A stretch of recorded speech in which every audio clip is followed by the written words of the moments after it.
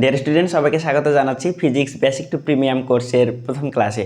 আজকের এই ক্লাসে আমরা তোমাদের ফিজিক্সের প্রথম ক্লাস, এই কোর্সের প্রথম ক্লাস হচ্ছে ফিজিক্সের ফাউন্ডেশন লেকচার 1 এবং এই কোর্সের মাধ্যমে, এই ক্লাসের মাধ্যমে তোমাদের ফিজিক্স যে 14টা অধ্যায় আছে, এই 14টা অধ্যায়ের মূলত সূচনাটা শুরু করব। এবং এই যে ফাউন্ডেশন বলতে কি বোঝাচ্ছি, ফাউন্ডেশন বলতে তোমাদের ফিজিক্সের যে হাতেখড়ি, ফিজিক্সটা তুমি কিভাবে পড়বা, পদার্থবিজ্ঞান, সম্পূর্ণ পদার্থবিজ্ঞানের জার্নিটা তোমার কেমন হবে, কতটা স্মুথলি ফিজিক্সের প্রিপারেশনটা শুরু করা যায়, আজকে হচ্ছে মূলত সেই রকমই একটা ক্লাস।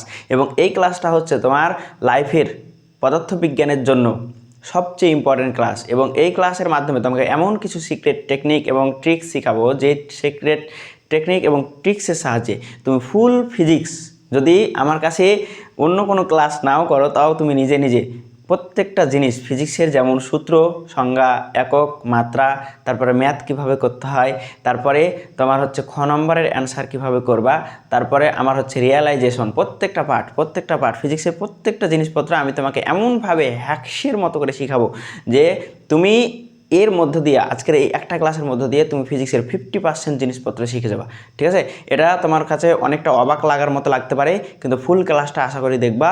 এবং এই ক্লাসটা যদি তোমার বন্ধু বান্ধবের কাছে সবচেয়ে বেশি ছড়িয়ে দেবা, যদি তোমার কাছে সবচেয়ে বেশি ভালো লাগে, এই ক্লাসটা অবশ্যই তোমার বন্ধু বান্ধবের মধ্যে সবচেয়ে বেশি ছড়িয়ে দেবা। এবং ভাইয়ার কথা মতো একটু ফিজিক্স যেভাবে পড়াচ্ছি সেভাবে পড়াটা একটু ট্রাই করবা। ঠিক আছে, তো এটা হচ্ছে আমাদের ফিজিক্স বেসিক টু প্রিমিয়াম কোর্সের প্রথম ক্লাস, হচ্ছে ফিজিক্স ফাউন্ডেশন হচ্ছে লেকচার 1।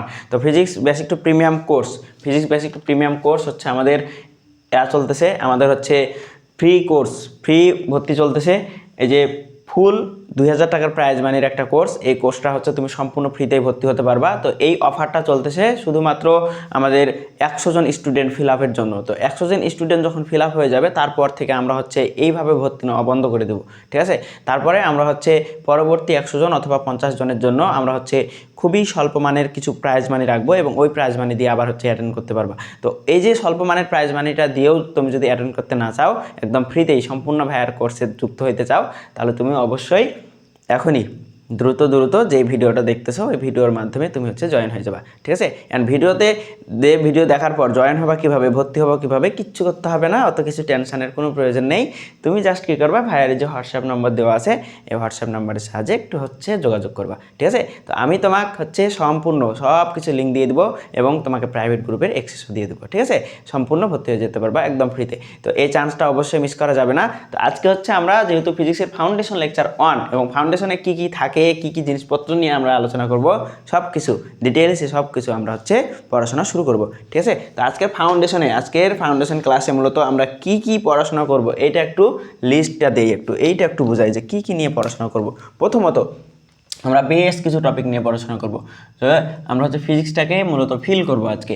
তোমরা লাইফের যে ফিজিক্সের জার্নি কতটা সহজ একটা ইজিপিজি একটা সাবজেক্ট, এটা তুমি ফিল করতে পারবে আজকে। ঠিক আছে, তো আজকে হচ্ছে আমরা কিচ্ছু বুঝতে হবে না, জাস্ট দেখো যে আমি হচ্ছে প্রথমত যেটা আলোচনা করব সেটা হচ্ছে পর্যবেক্ষক।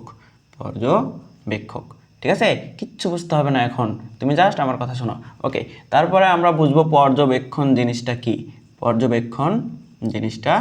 কি। আমরা যে পর্যবেক্ষণ করব, তো পর্যবেক্ষণ করার পর আমরা হচ্ছে দেখব কিসের ভিত্তিতে আমরা পর্যবেক্ষণ করতেছি, কার ভিত্তিতে। আমরা হচ্ছে একটা ফ্যাক্টর, একটা আইডল খুঁজে বের করব। ঠিক আছে, তো এই যে এখান থেকে আমরা হচ্ছে দেখব যে প্রসঙ্গ কাঠামো জিনিসটা কি। কিচ্ছু বুঝতে হবে না, আমি হচ্ছে সব কিছু করে দিচ্ছি। হ্যাঁ, তোমরা জাস্ট দেখো যে আমি হচ্ছে ক্লাসে আজকে মূলত কি কি করাবো, এটা জাস্ট বুঝো আগে। ঠিক আছে, এটা জাস্ট বুঝো, তাহলে হবে প্রসঙ্গ কাঠামো। এরপরে তোমাকে আমি যেটা করাবো সেটা একদম ডিরেক্ট চলে যাব রাশিতে। ঠিক আছে, তারপর রাশির সব কিছু ইচ অ্যান্ড এভরিথিং আমরা পড়াশোনা করব। তারপরে আমরা চলে আসবো দূরত্ব ও সরণের আলোচনায়। ঠিক আছে, তারপরে 6 নম্বরে গিয়ে আমরা যেটা করব সেটা হচ্ছে আমরা যে কোনো একটা যৌগিক রাশি দেখব, যে কোনো যৌগিক রাশির আমরা হচ্ছে 8টা জিনিস কমপ্লিট করব। 8টা জিনিস, ধরো যৌগিক রাশি নিয়ে পড়াশোনা করব, তো যৌগিক রাশির আমরা হচ্ছে কি কি দেখব, এটাই মূলত তোমার ফিজিক্সের জার্নিটাকে 180 ডিগ্রি অ্যাঙ্গেলে তোমাকে হচ্ছে কনভার্ট করবে। ঠিক আছে, যে তোমার কাছে সবচেয়ে বোরিং এবং কঠিন সাবজেক্ট যদি ফিজিক্স হয় তাহলে আমি তোমাকে 100% চ্যালেঞ্জ করতেছি যে তোমার লাইফের সবচেয়ে ইজি পিজি একটা সাবজেক্ট হবে ফিজিক্স। শুধুমাত্র এই ক্লাসটা একটু করো, তুমি জাস্ট ভাইয়ের কথাটা শোনো, অ্যান্ড ভাইয়ের কথা শুনে তুমি জাস্ট ক্লাসটা কমপ্লিট করো। তোমার লাইফের সবচেয়ে ইজি পিজি সাবজেক্ট যদি না হয়, আমি ফিজিক্স আর কোনো দিন পড়াবো না, ঠিক আছে? ফিজিক্স পড়ানো বাদ দিয়ে দেবো, ঠিক আছে? তো আজকের ক্লাসটা তুমি জাস্ট কমপ্লিট করো, তাহলে তুমি বুঝবা। ওকে ওকে, দেখো তাহলে যৌগিক রাশি নিয়ে আমরা হচ্ছে মূলত পড়াশোনা করব, এবং যৌগিক রাশি যখন দেখবো আমরা প্রত্যেকটা রাশির আমরা হচ্ছে বেশ কয়েকটা কাজ করব। প্রথম কাজ হচ্ছে আমরা ওই রাশিটার সূত্রটাকে দেখব। ওই রাশিটার সূত্রটা কি, ঠিক আছে? ওই রাশিটার সূত্রটা কি এটা আমরা দেখব। এরপরে আমরা যেটা দেখব সেটা হচ্ছে ওই রাশি থেকে কিভাবে একটা রাশি দেখে একটা সংজ্ঞা কিভাবে আমরা লিখব, একদম নিজে নিজে বানিয়ে কোনো কিছু একটা জিনিসপত্রও মুখস্থ করতে হবে না।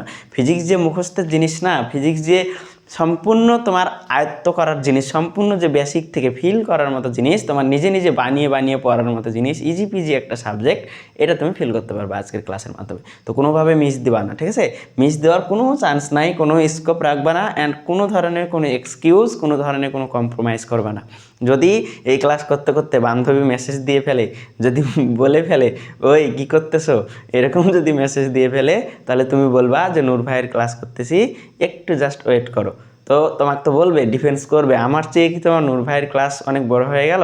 হ্যাঁ, তুমি আজকের মতো ওইটাই অ্যান্সার দেবা, হ্যাঁ আমার লাইফের সবচেয়ে বড় ক্লাস আজকে আমি করতেছি, তোমার চেয়েও ইম্পর্টেন্ট ক্লাস আমি করতেছি, ঠিক আছে? তো এটা করবা, যদি তোমার লাইফে ব্রেকআপও নেমে আসে তাও আসুক, ঠিক আছে? আজকের ক্লাস কোনোভাবে মিস করা যাবে না, আচ্ছা? ওকে ওকে, দেখো তাহলে এই যে সংজ্ঞা, এরপরে সংজ্ঞা করবা।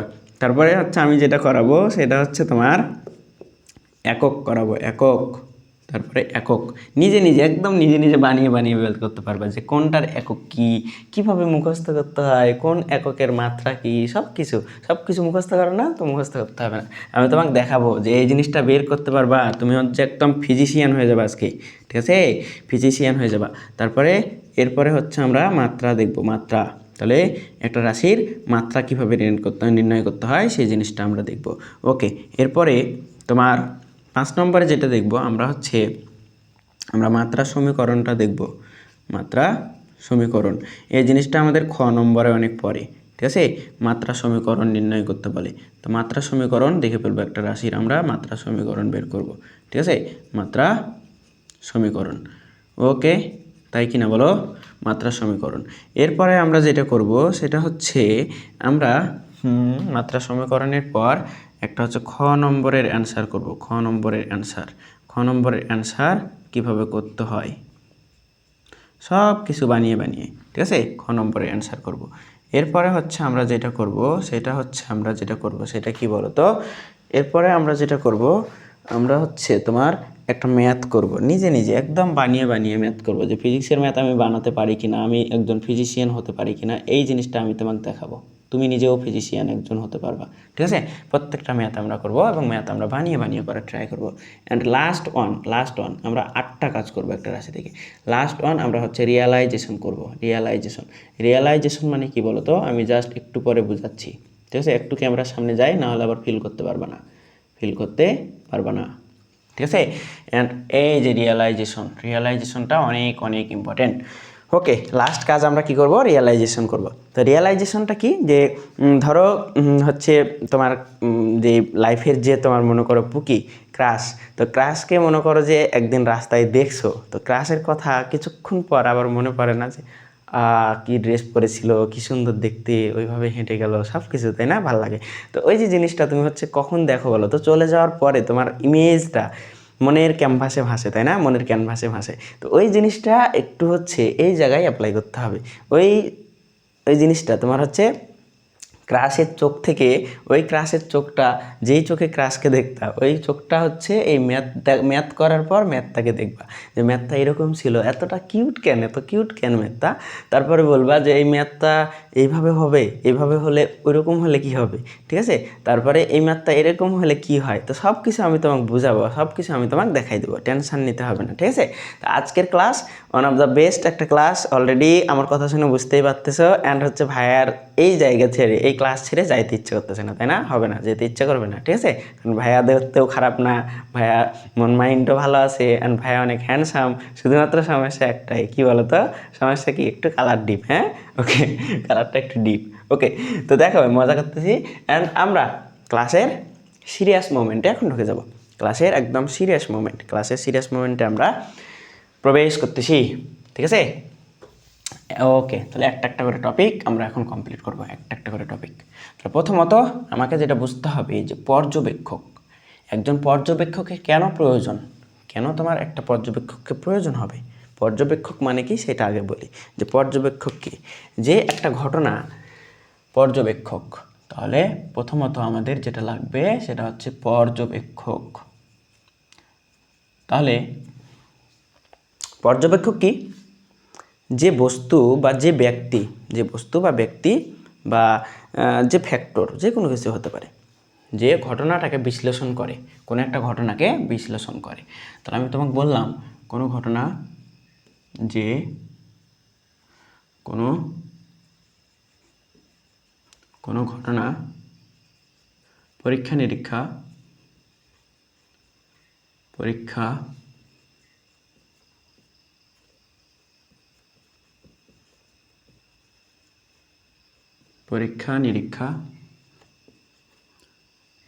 হচ্ছে কেন আবার কি অবস্থা, পরীক্ষা নিরীক্ষা বা বিশ্লেষণ করতে পারে, পরীক্ষা নিরীক্ষা বা বিশ্লেষণ করে।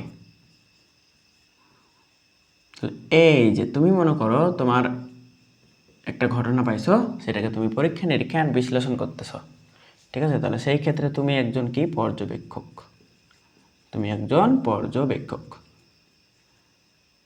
ঠিক আছে কিনা বলো? ওকে, তাহলে এই জিনিসটা তোমাকে একটু বুঝাই। ধরো আমি একটা ঘটনা, এটা আমি যেটা লিখতেছি এটাকে বলা হয় মার্কার। তো এই মার্কারটা আমি হচ্ছে দেখতেছি, এটার হচ্ছে কালারটা একটু হচ্ছে হোয়াইট অ্যান্ড ব্ল্যাক আছে। তারপরে হচ্ছে এটা আমি যখন নিপ খুলতেছি তখন হচ্ছে এই যে সুন্দর একটা পলিশ করা আছে মুখটা, ঠিক আছে? তারপরে আমি লিখতেছি, লেখা হচ্ছে, তার মানে এটার একটা আছে, তোমার টুপি আছে, ঠিক আছে? এটা এরকম। তাহলে এই যে দেখো একটা ঘটনাকে আমি দেখতেছি, পরীক্ষা নিরীক্ষা করে বুঝলাম অ্যান্ড হচ্ছে বিশ্লেষণ করলাম যে এখানে কী কী আছে। তাহলে এই যে একটা ঘটনা, তাহলে এটা আমি দেখলাম বিশ্লেষণ করলাম, তাহলে আমি একটা কী করলাম, আমি একজন পর্যবেক্ষক, আমি যেটা করলাম আমি একজন পর্যবেক্ষক, তাই না? তাহলে যে ঘটনাটা ঘটালাম এটাকে কী বলা হয়? তাহলে যে পরীক্ষা নিরীক্ষা করে বা তাকে পর্যবেক্ষক বলে, যে পরীক্ষা নিরীক্ষা করে, ঠিক আছে? যে কোনো ঘটনা পরীক্ষা নিরীক্ষা বা বিশ্লেষণ করতে পারে পর্যবেক্ষক, ঠিক আছে? তাহলে আলটিমেট আমরা বলতে পারি যে কোনো ঘটনা বিশ্লেষণ করতে পারে, যে কোনো ঘটনা বিশ্লেষণ করে বা যে কোনো ঘটনা বিশ্লেষণ করে। আচ্ছা, এটাই লিখে রাখো তাহলে হবে। এরপরে আসো পর্যবেক্ষণ।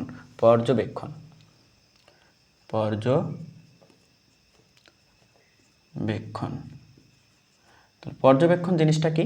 পর্যবেক্ষণ জিনিসটা হচ্ছে কোন একটা ঘটনার বিশ্লেষণ, কোনো ঘটনার বিশ্লেষণ, কোনো ঘটনার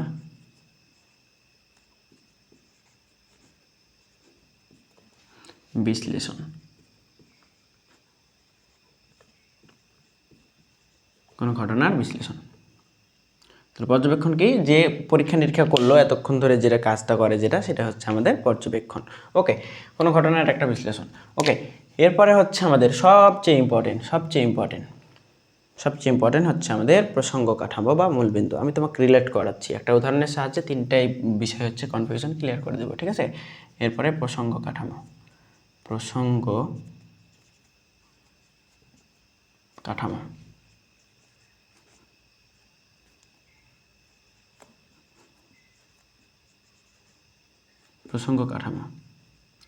এটাকে আমাদের মূলবিন্দুও বলা হয়, প্রসঙ্গ কাঠামো বা মূলবিন্দু, এটাকে আমাদের মূলবিন্দুও বলা হবে, মূলবিন্দু, ঠিক আছে? প্রসঙ্গ কাঠামো যেটাকে আমাদের মূলবিন্দু বলা হয়।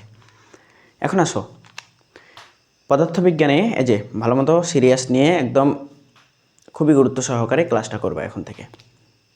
দেখো পদার্থবিজ্ঞানে কোনো একটা ঘটনা যখন বিশ্লেষণ করতে হয়, পদার্থবিজ্ঞানের মেজর দুইটা ঘটনা আছে, দুইটা ঘটনা যে একটা পদার্থের দুইটা ঘটনা থাকতে পারে। কোনো একটা বস্তু বা কোনো একটা পদার্থ স্থির থাকতে পারে, এটা একটা ঘটনা যে বস্তুটা স্থির আছে। আর একটা ঘটনা বস্তু হচ্ছে গতিশীল থাকতে পারে। এখন স্থিরের কনসেপ্টটা কি, গতির কনসেপ্টটা কি, আমি তোমাকে ডিটেলসে এইগুলো আলোচনা করব, কোনো সমস্যা নেই, আমাদের অধ্যায়গুলো আছে। তো আমি জাস্ট এখন মুখে বলতেছি যে স্থির থাকা মানে কোনো একটা বস্তুর আদিবেগ শেষ বেগ শূন্য হওয়া, দাঁড়িয়ে থাকা মানে এর কোনো বেগ নেই, ঠিক আছে। আদিবেগ শূন্য, আদিবেগও শূন্য, শেষ বেগও শূন্য, ঠিক আছে। তো এই জিনিসটার মানে হচ্ছে এটা। এখন বা আদিবেগ শেষ বেগ স্থির থাকা, হ্যাঁ ওইটাই আর কি, স্থির থাকা মানে শূন্য। গতিশীল থাকা মানে কি, গতিশীল থাকা মানে আদিবেগ এবং শেষ বেগ কিছু পরিমাণ বেগ নিয়ে চলতে থাকবে, ঠিক আছে, অথবা সমবেগও হতে পারে, বোঝা গেছে। তো এই হচ্ছে দুইটা ঘটনা। তো একটা বস্তুকে ফিজিক্সের ভাষায় যদি বিশ্লেষণ করি, একদম মেজর দুইটা পার্ট পাওয়া যায়, একটা হচ্ছে স্থিতি আর একটা হচ্ছে গতি। স্থিতি বা গতি, যদি বস্তুটা থেমে থাকে তাহলে বলা হয় স্থির, যদি বস্তুটা চলতে থাকে তখন ওটাকে বলা হয় গতিশীল, ঠিক আছে। এই জিনিসটা বুঝো তাহলে হবে। এখন কোনো একটা বস্তু স্থিতিশীল, কোনো একটা বস্তু গতিশীল, এটা আমরা বুঝবো কিভাবে? এখন তোমাকে আমি একটা লজিক দিই, দেখো যে এই যে মার্কার, এই মার্কারটাকে আমি বললাম স্থির, আমার হাতে আছে, আমি স্থির, আমি দাঁড়িয়ে আছি, আমি স্থির, তাই না? এখন তুমি দেখতে পাচ্ছ এটা দাঁড়িয়ে আছে, আমি দাঁড়িয়ে আছি, ঠিক আছে, কোনো সমস্যা নেই। অন্য একজন পর্যবেক্ষক, ধরো সাইড থেকে তোমার একজন বন্ধু বলতেছে, ঠিক আছে বন্ধু, ঠিক আছে, আমার হচ্ছে মার্কারটা স্থির, তুইও স্থির, কিন্তু সূর্যের চারিদিকে তো পৃথিবী অলওয়েজ ঘোরাঘুরি করতেছে, তাহলে তো আমরা তো সেই পৃথিবীতে আছি। পৃথিবী যেহেতু গতিশীল, পৃথিবী যেহেতু ঘুরতেই থাকে, তার মানে পৃথিবী গতিশীল না? পৃথিবী গতিশীল। তাহলে পৃথিবী গতিশীল, আমরা যেই পৃথিবীতে আসি আমরা আবার স্থির, জিনিসটা কেমন ইলজিক্যাল মনে হচ্ছে না? জিনিসটা আনএক্সপেক্টেড একটা বিষয়, বা এটা হচ্ছে মেনে নেওয়ার মতো না। দেখো তো আসলে এই জিনিসটা সঠিক কিনা, যে ও যেটা বলতেছে যে পৃথিবী তো গতিশীল, পৃথিবী তো গতিশীল, সূর্যের চারিদিকে ঘুরতেছে, এখন সূর্যের চারিদিকে পৃথিবী ঘুরতেছে, পৃথিবী গতিশীল, আবার পৃথিবীর মধ্যে থেকে তুই আবার বলতেছিস তুই স্থির, এটা কেমন কথা? এটা লজিক্যাল না। এখন কেন লজিক্যাল না এটা তুমি বুঝতেছ নিশ্চয়ই। এখন তাহলে স্থিতি আর গতি জিনিসটা তাহলে আসলেই কি আছে? বিষয়গুলো বুঝো, খুব সুন্দর সূক্ষ্ম সূক্ষ্ম জিনিস। এই জিনিসগুলো যত ইমপ্রুভ করবা তুমি দেখবা ততটাই ফিজিক্সের, ততটাই তুমি হচ্ছে বস হয়ে যাবা, ঠিক আছে। আর আমার দায়িত্ব হচ্ছে ফিজিক্সে বস বানানো তোমাকে, ঠিক আছে। তো দেখো এখন আসলেই যে ঘটনাগুলো আমাদের স্থিতি এবং গতি এটা ঘটে, কিন্তু এটা কীভাবে ঘটে? এটা একটা আপেক্ষিক ঘটনা, আপেক্ষিক, কোনো কিছু 100% শিওর না। এটা হিসাবের সুবিধার্থে, আমাদের বোঝার সুবিধার্থে সব কিছু ধরে নেওয়া, ঠিক আছে। তো ধরে নেওয়া বা আপেক্ষিক, আপেক্ষিক জিনিসটা তুমি যখন ধরে নেবা তখন আমাদের সবচেয়ে বেশি যেটা প্রয়োজন হবে সেটা হচ্ছে প্রসঙ্গ কাঠামো। তাহলে কোনো একটা বস্তুকে আমি ডিরেক্ট স্থির, ডিরেক্ট গতিশীল এটা বলতে পারবো না। বলতে পারবো কিভাবে? একটা প্রসঙ্গ কাঠামোর সাহায্যে, একটা প্রসঙ্গ কাঠামো বা মূল বিন্দুর সাহায্যে। তাহলে প্রসঙ্গ কাঠামোটা যে কী এবং মূল বিন্দুটা কী এটা আগে বুঝতে হবে, তাই না? তাহলে প্রসঙ্গ কাঠামো বা মূল বিন্দু, দেখো প্রসঙ্গ কাঠামো বা মূল বিন্দু হচ্ছে যে কাঠামোর সাহায্যে, যে কাঠামোর সাহায্যে বা যে কাঠামো বা মূল বিন্দুর সাহায্যে, ঠিক আছে। তাহলে আমি হচ্ছে কাঠামোটাই লিখি, যেহেতু কাঠামো লেখা আছে, যে কাঠামোর সাহায্যে, যে কাঠামোর সাহায্যে কোনো বস্তুর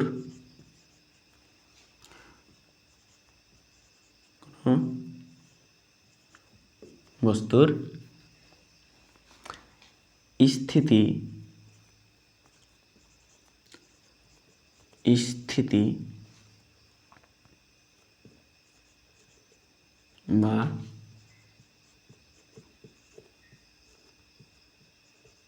গতিকে বর্ণনা করা যায়, বর্ণনা করা যায়। তাহলে যে কাঠামোর সাহায্যে কোনো বস্তুর স্থিতি বা গতিকে বর্ণনা করা যায়। এখন এটার মানে কি? যে কাঠামো বা মূলবিন্দু, দেখো খুব সুন্দর, খুব সুন্দর জিনিস। দেখো আমি তোমাকে বললাম এইটা হচ্ছে একটা, এটা মনে করো একটা গাছ, এই হচ্ছে একটা সুন্দর গাছ, ঠিক আছে। এবং এইখানে মনে করো তুমি দাঁড়ায় আছো এই গাছের নিচে, এটা মনে করো তুমি, ঠিক আছে, এটা হচ্ছে তুমি। তুমি মনে করো এই গাছের নিচে একটা সারফেস আছে, এই তলেতে তুমি দাঁড়ায় আছো, ঠিক আছে। এখন এখান থেকে তুমি হচ্ছে একটা গাড়িকে দেখলা, এখান থেকে তুমি একটা গাড়িকে দেখলা। মনে করো এখান থেকে একটা গাড়িকে দেখতেছো, যেখানে এখানেই গাড়িটা আছে।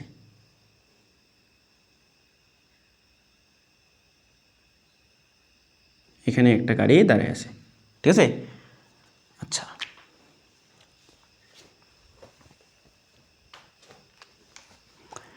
এইখানে একটা গাড়ি,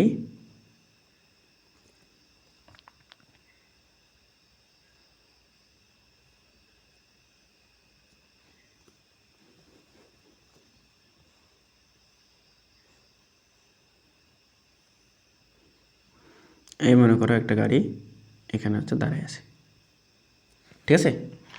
তাহলে এই গাড়িটা এখানে যখন দাঁড়ায় আছে, এটার মানে কি? এটার মানে তুমি হচ্ছে সময় গণনা শুরু করছো, সময় যাচ্ছে। তাহলে সময় যখন সময় আছে, একটা অবশ্যই সময় থাকবে, ঠিক আছে। তাহলে সময় 0 সেকেন্ড মনে করো, 0 সেকেন্ড। তাহলে গাড়িটা যখন দাঁড়ায় আছে তখন তার আদিবেগ ইউ দিয়ে প্রকাশ করতে হয়। তখন আদিবেগটা নেই, মানে শূন্য।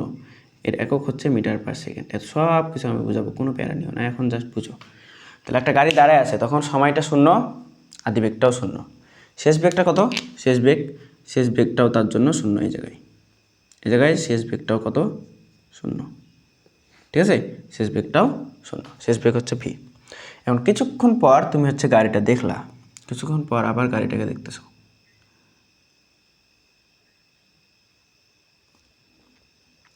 তুমি হচ্ছে কিছুক্ষণ পর আবার গাড়িটাকে দেখলা।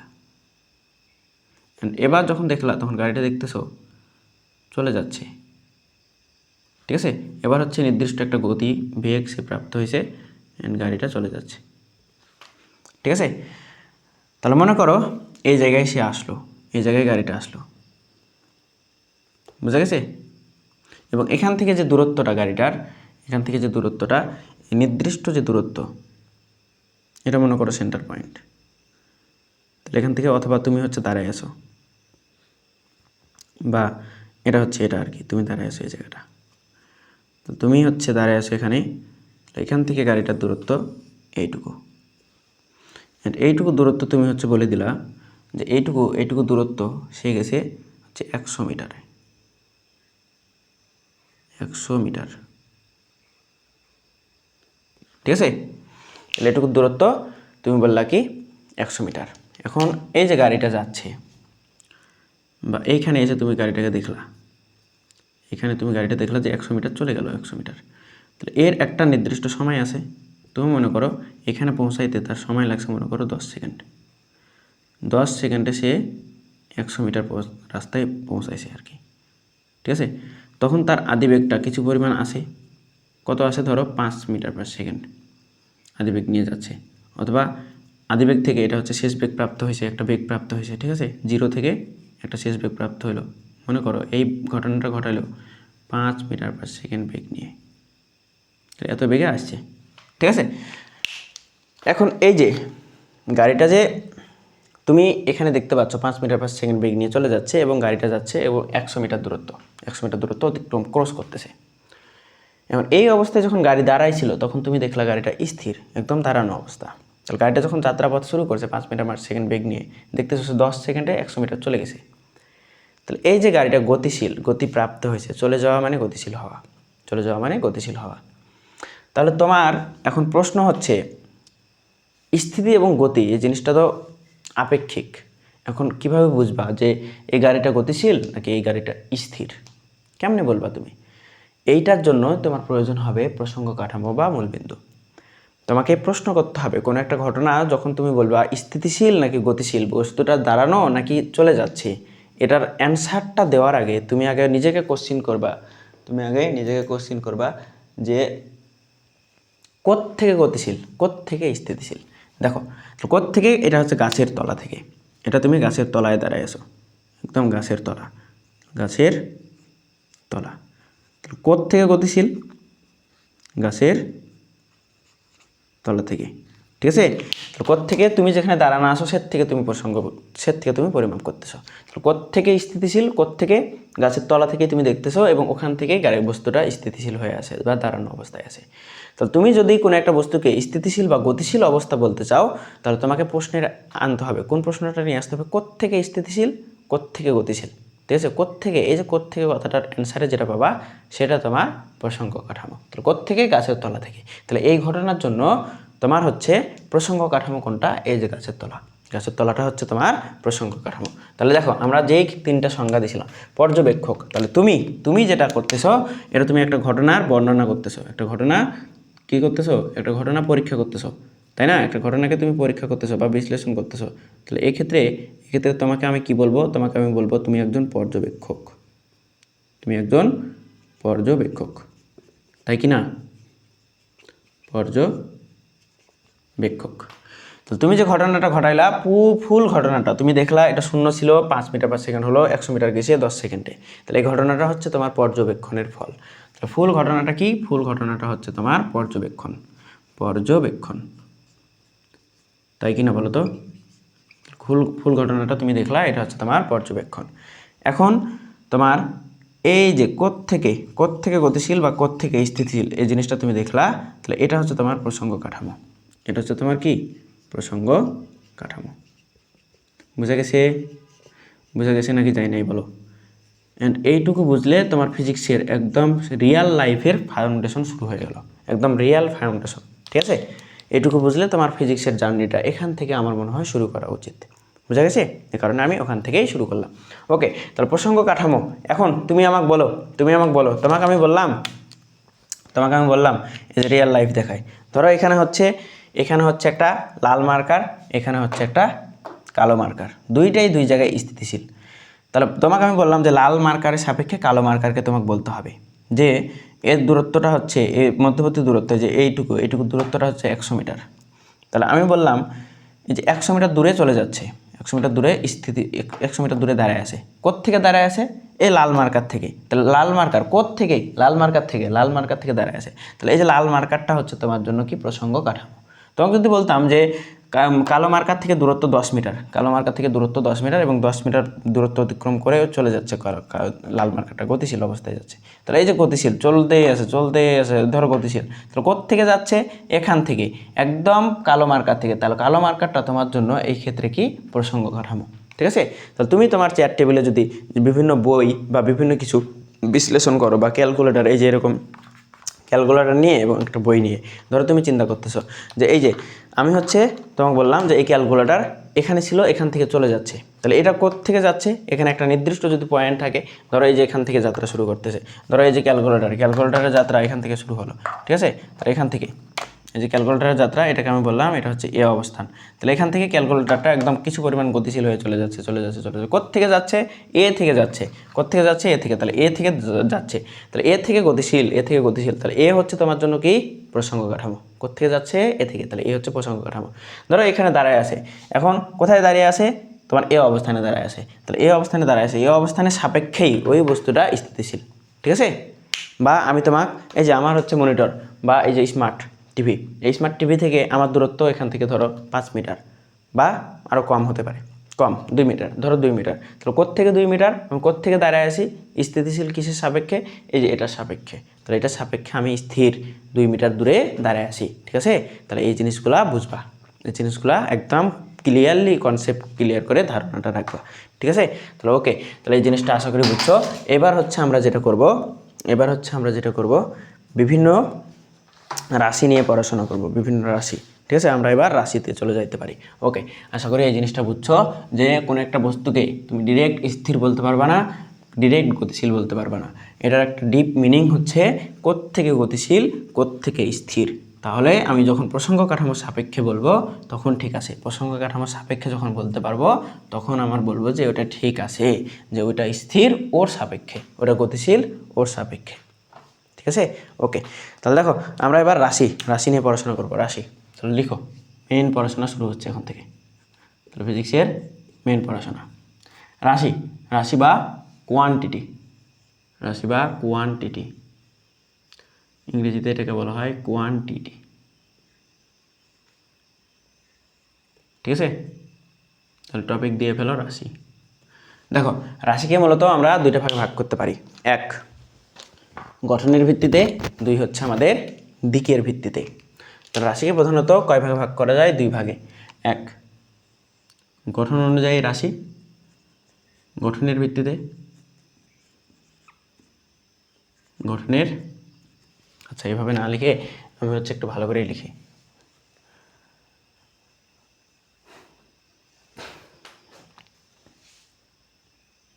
ওকে, তো রাশি হচ্ছে আমি দুইভাবে ভাগ করতে পারি। রাশিকে প্রধানত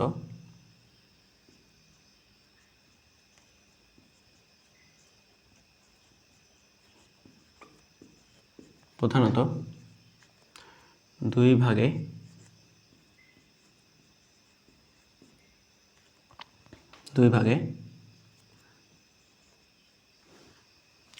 আচ্ছা দুই ভাগে ভাগ করা যায়।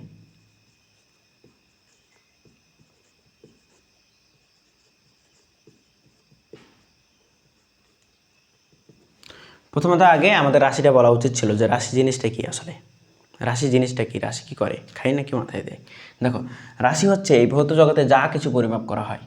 তাহলে এটা একটু লিখে রাখবা যে ভৌত জগতে যা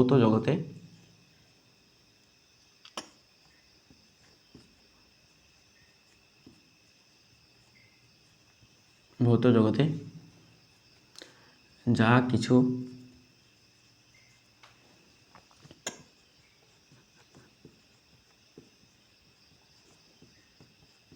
পরিমাপ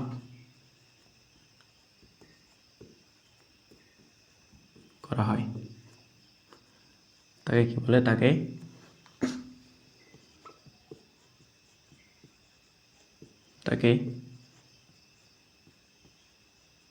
রাশি বলে। এই ভৌত জগতে যা কিছু পরিমাপ করা হয় তাকে কি বলে? তাকে রাশি বলে। ঠিক আছে, তাহলে ধরো তুমি হচ্ছে এই যে একটা ক্যালকুলেটর, এই ক্যালকুলেটরটাকে পরিমাপ করতে চাও। তাহলে এটা পরিমাপ করবা কিসের সাহায্যে? এর একটা দৈর্ঘ্য আছে, প্রস্থ আছে, তাই না? এটা এই দিক বরাবর ছোটোটাকে বলা হয় প্রস্থ, আর এই লং ডিস্টেন্সটাকে বলা হয় দৈর্ঘ্য। তাহলে দৈর্ঘ্য ধরো আমি তোমাকে বললাম এটা 2 মিটার, এটা হচ্ছে প্রস্থটা হচ্ছে 1 মিটার। তাহলে একটা হচ্ছে মিটার কথাটা নিয়ে আসলাম। তাহলে মিটার, এই যে মিটার, এটা হচ্ছে একটা রাশি। রাশি কি? দৈর্ঘ্য। তাহলে দৈর্ঘ্য পরিমাপ করতেছি কিসের সাহায্যে? একটা নির্দিষ্ট এককের সাহায্যে। তাহলে একটা রাশিকে পরিমাপ করতেছি বা যা কিছু পরিমাপ করা হয়, তাহলে এই যে একটা দৈর্ঘ্য একটা পরিমাপ করলাম, এটা হোক ক্যালকুলেটরের দৈর্ঘ্য, হোক একটা মার্কারের দৈর্ঘ্য, তাহলে দৈর্ঘ্যটাই তো আলটিমেট পরিমাপ করতেছি। তাহলে দৈর্ঘ্য পরিমাপ করাটাই একটা হচ্ছে কি? রাশি। তুমি মনে করো দোকানে গেছো, দোকানে গিয়ে সদা কিনবা, সদা 1 কেজি আলু নিবা। তাহলে ভরের একক, ভর হচ্ছে 1 কেজি, 1 কেজি আলু নিবা। ওই যে 1 কেজি পরিমাপ করে দিচ্ছে তোমাকে, তাহলে ওই যে 1 কেজি একটা মাপ করে দিচ্ছে না? তাহলে ওই যে কেজিটা হচ্ছে একটা রাশি, অথবা ভর একটা কি? রাশি। কেজি তো একটা একক, ভুল বললাম। তাহলে ওটা একটা কি? ওটা একটা ভর। কিসের ভর? আলুর ভর, তাই না? আলুর ভর। তাহলে 1 কেজি আলু, তাহলে 1 কেজি আলুর ভর, ওই যে ভরটা একটা রাশি। ঠিক আছে, এরকম আমাদের হচ্ছে গণিতে যদি দেখি, আমরা যদি গণিতে দেখি, ধরো গণিতে বিভিন্ন সমীকরণ আছে। ধরো বিভিন্ন সমীকরণ 2x square plus 2x plus 4, এটাও কি? একটা রাশি। কারণ এই একটা রাশি থেকে আমরা এক্সের একটা ভ্যালু পাবো, একটা রাশি থেকে একটা এক্সের ভ্যালু পাবো। এটা সমান সমান যদি 0 বলে দিই, তাহলে এটা একটা সমীকরণ। তাহলে এক্সের আমরা এখানে সর্বোচ্চ 2টা মান পাবো। তাহলে এক্সের 2টা মান পাবো। তাহলে এক্সের মনে করো 2টা যে মান পাবো, তাহলে এক্সের মনে করো এই 2টা মান আমরা পাচ্ছি। তাহলে কিভাবে পাচ্ছি? আমরা ক্যালকুলেশন করে যেটা পাই ওটা তো আসলে একটা পরিমাপ। এক্সের মান যেটা বের হচ্ছে ওটা পরিমাপ না? তাহলে এটাও একটা রাশি পরিমাপ করতে পারতেছি। তাহলে ভৌত জগতে যা কিছু পরিমাপ করব, যা কিছু মেপে মেপে আমরা পাবো, সেটাই হচ্ছে আমাদের রাশি। বুঝা গেছে? একদম ক্লিয়ার কিনা বলো? ইজি পিজি জিনিস, ঠিক আছে? জটিল নেওয়া যাবে না, জাস্ট ধীরে স্থিরভাবে দেখতে থাকো।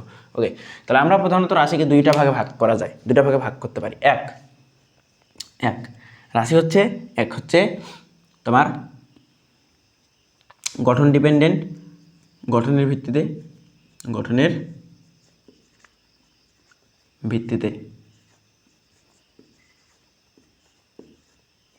ভিত্তিতে আর একটা হচ্ছে আমাদের দিকের ভিত্তিতে।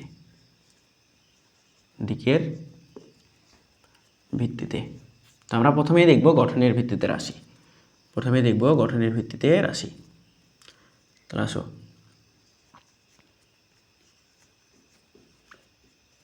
গঠনের ভিত্তিতে রাশি। গঠনের ভিত্তিতে রাশি আবার হচ্ছে দুই প্রকার।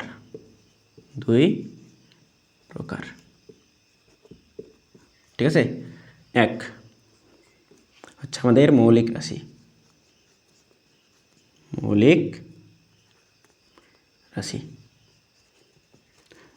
রাশি জিনিসটা কি? মৌলিক রাশি যে সকল রাশি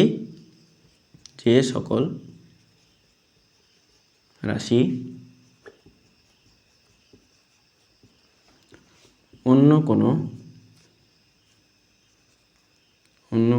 রাশির উপর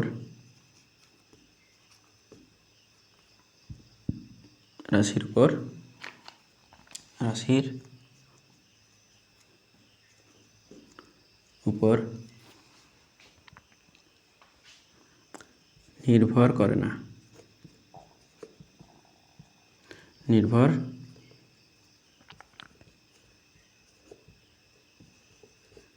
করে না, তাদেরকে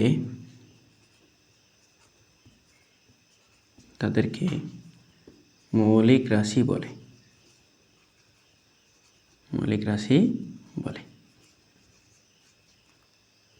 ঠিক আছে, মৌলিক রাশি জিনিসটা কি? যে সকল রাশি অন্য কোনো রাশির উপর নির্ভর করে না, সে সকল রাশি হচ্ছে আমাদের মৌলিক রাশি। ঠিক আছে, ফর এক্সাম্পল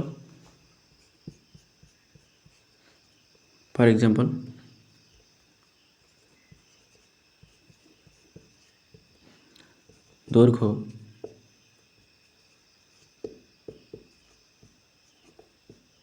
ভর,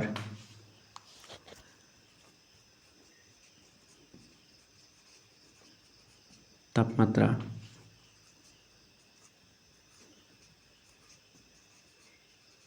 তড়িৎ প্রবাহ, দৈর্ঘ্য, ভর, তাপমাত্রা, তড়িৎ প্রবাহ, এরপরে সময়, দীপন তীব্রতা,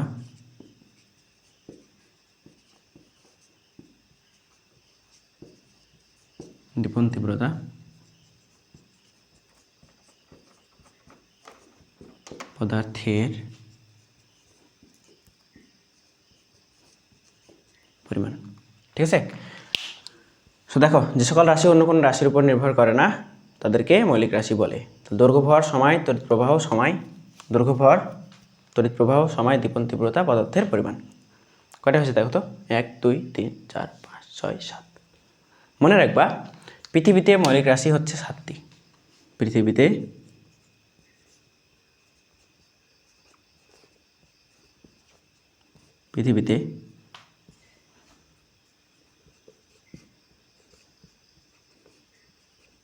মৌলিক রাশি 7টি।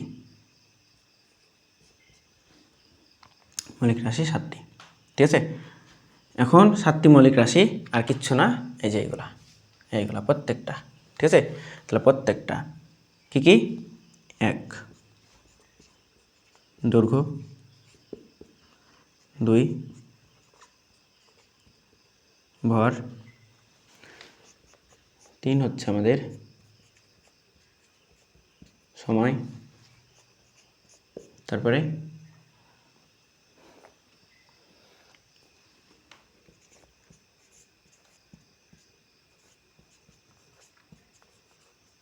তড়িৎ প্রবাহ, এরপরে হচ্ছে তাপমাত্রা,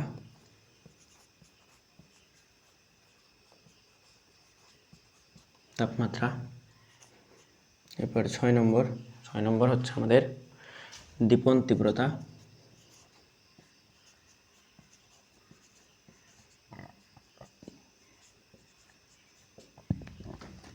8 নম্বর হচ্ছে আমাদের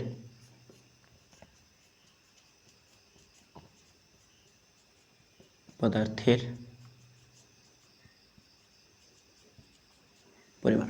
ঠিক আছে, 7 নম্বর। তাহলে দেখো, এই 7টা জিনিস হচ্ছে আমাদের 7টা মৌলিক রাশি। এখন 7টা মৌলিক রাশি আমরা মনে রাখবো কিভাবে? 7টি মৌলিক রাশি মনে রাখবো কিভাবে? এখান থেকে এমসিকিউ আসবে, এখান থেকে তোমাদের অনেক বেশি এমসিকিউ আসে। সো প্রথম অধ্যায়ে আমি আবার করাবো, কোনো সমস্যা নেই, ফাউন্ডেশনে করো তাহলেই হবে। সো দেখো তোমার 7টি মৌলিক রাশি মনে রাখার টেকনিক লিখো। এবার লিখো, তোমরা নিচে নিচে লিখবা, তোমরা লিখবা নিচে নিচে 7টি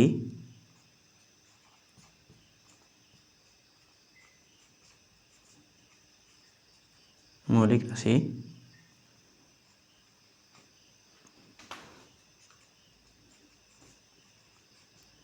রাশি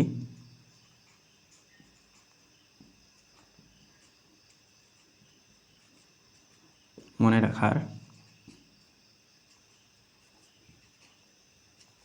টেকনিক। 7টি মৌলিক রাশি মনে রাখার টেকনিক কীভাবে মনে রাখবা? দেখো একটা লাইন দিয়ে মনে রাখবা,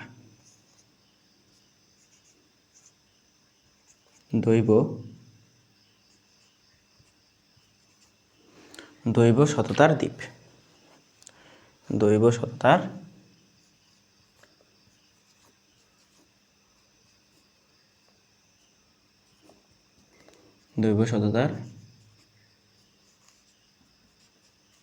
দ্বীপ, ঠিক আছে? দৈব সততার দ্বীপ এই কথাটার অর্থটা কি? এই কথাটা আমরা একটা লাইন দিয়ে মনে রাখবো মৌলিক রাশিগুলোকে। তো এই কথাটার একটু মিনিংটা জানি আগে। দেখো দৈব কথাটা হচ্ছে আংশিক সত্য, পরিপূর্ণ সত্য না, মিথ্যাও না, ঠিক আছে? এটা তোমরা উচ্চতর গণিতে পাবা, দৈব নির্বাচন। তোমরা সম্ভাবনা অধ্যায় যখন করবা, লাস্ট আমাদের উচ্চতর গণিতে সম্ভাবনা একটা অধ্যায় আছে, ওখানে দেখবা দৈব নির্বাচন। মানে এটা একদম 100% অ্যাকুরেসি ঠিক থাকবে না, একদম 100% সঠিক না, ঠিক আছে? তো আংশিক সত্যর পরিমাণটাই বেশি। তো দৈব সততার দ্বীপ, তো সততার দ্বীপ, সততার আলো। তাহলে কোনো একজন সৎ ব্যক্তির সততা, যেটা তাকে আমরা উদাহরণ এভাবে দিতে পারি যে তার সততার আলো ভালো, তার সততাটা ভালো। তো কেমন সততা? তার সততাটা হচ্ছে আংশিক সততা, একদম পরিপূর্ণ খাঁটি সততা না। তো দৈব সততা, তো দৈব সততার দ্বীপ, ওইরকম একটা দ্বীপ, ঠিক আছে? দৈব সততার দ্বীপ মানে আলো, এভাবে একটা রূপক একটা অর্থ। ওকে, তো দৈব দিয়ে তুমি হচ্ছে এই যে দই দিয়ে কি মনে রাখবা? দৈর্ঘ্য। দই দিয়ে কি মনে রাখবা? দই দিয়ে দৈর্ঘ্য মনে রাখবা, বুঝা গেছে? দই দিয়ে দৈর্ঘ্য। দেখো কত সুন্দর ইজিলি মনে রাখা যায়, একদম ইজি পিজি করে। এটা হচ্ছে তুমি মনে রাখবা ভর। এটা কি? ভর, ঠিক আছে? দৈব সততার। তো দন্ত স দিয়ে মনে রাখবা সময়। কি মনে রাখবো বলো তো? সময়। তারপর তুমি মনে রাখবা তাপমাত্রা।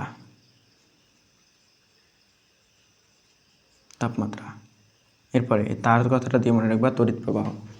তড়িৎ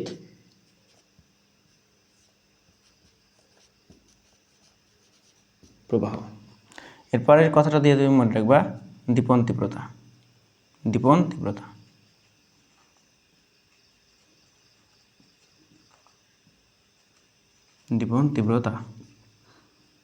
ঠিক আছে? এরপরটা দিয়ে তুমি কি মনে রাখবা? পদার্থের পরিমাণ। এই যে পি দিয়ে মনে রাখবা পদার্থের পরিমাণ। তাহলে ইজিপিজি কিনা বলো? পদার্থের পরিমাণ। এভাবে কি পড়ছো কোনো দিন? এগুলো আমার নিজের বানানো, কোথাও পাবা না, ঠিক আছে? সো এই যে দৈর্ঘ্য, ভর, সময়, তাপমাত্রা, তড়িৎ প্রবাহ, দীপন তীব্রতা, পদার্থের পরিমাণ, এই 7টা হচ্ছে মৌলিক রাশি। তো এই 7টা মৌলিক রাশি একটা লাইন দিয়ে মনে রাখতে পারি আমরা, দৈব সততার দ্বীপ, ঠিক আছে? ক্লিয়ার কিনা বলো তো? ক্লিয়ার কিনা? একদম ইজিপিজি হয়ে গেছে কিনা এই টপিকটা? একদম ইজিপিজি হয়ে যাওয়ার কথা, ঠিক আছে? ওকে, আসো এরপরের টপিকে আমরা যেতে পারি। এবার আমরা 7টি মৌলিক রাশির A to Z সব কিছু দেখব, সব কিছু। তাহলে আমি হচ্ছে রাশি সম্পর্কে মোটামুটি আমরা আরও জানাশোনা আছে, রাশি সম্পর্কে এখনও জানাশোনা হয় নাই। সো এটা থাক, এটা একটু মিশাই, তাহলে আমরা হচ্ছে বোর্ডটা ক্লিয়ার রাখলে আমাদের মাথাটা একদম ক্লিয়ার থাকবে, মাইন্ডটা ফ্রেশ হয়ে যায়, ঠিক আছে? এই কারণে আমরা হচ্ছে মিশালাম। অ্যান্ড পরবর্তী পেজ তোমাদের চলে যাবে ততক্ষণ পর্যন্ত, আমার যেটা মনে হয়। ওকে, সো এই যে বোর্ড আমরা ক্লিয়ার করে ফেলছি, নিট অ্যান্ড ক্লিন। অ্যান্ড আমরা এবার চলে যাব কোথায়? আমরা রাশির এখনও পড়াশোনা শেষ হয় নাই। তাহলে তুমি লিখবা 7টি মৌলিক রাশির, যা লিখতেছি সেটা লিখে ফেলবা।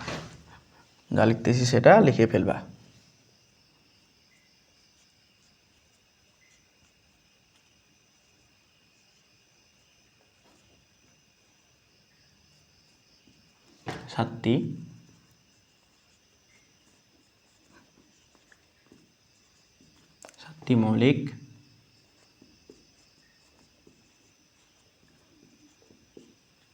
7টি মৌলিক রাশির নাম। এরপরে আমরা দেখব প্রকাশ, তারপরে আমরা দেখব একক, তারপরে আমরা দেখব মাত্রা। ঠিক আছে, এই কয়েকটা জিনিসপত্র আমরা দেখব। তাহলে প্রথমত আমরা নাম দেখতে চাই কোনো একটা রাশির, তাই না? 7টা মৌলিক রাশির নাম, এবং নামগুলো আমরা ওই টেকনিক দিয়ে মনে রাখবো। ঠিক আছে, দৈব সততার দ্বীপ। ওকে, এরপরে আচ্ছা আমরা প্রকাশটা দেখব। প্রকাশ। এরপরে আমরা যেটা করব সেটা হচ্ছে আমাদের এককটা দেখব। এটা একটু দূরে দেই, তোমরা আমার মতো করে একটু স্পেস ফাঁকা রেখে করবা। একক। এরপরে কি দেখব আমরা? মাত্রা।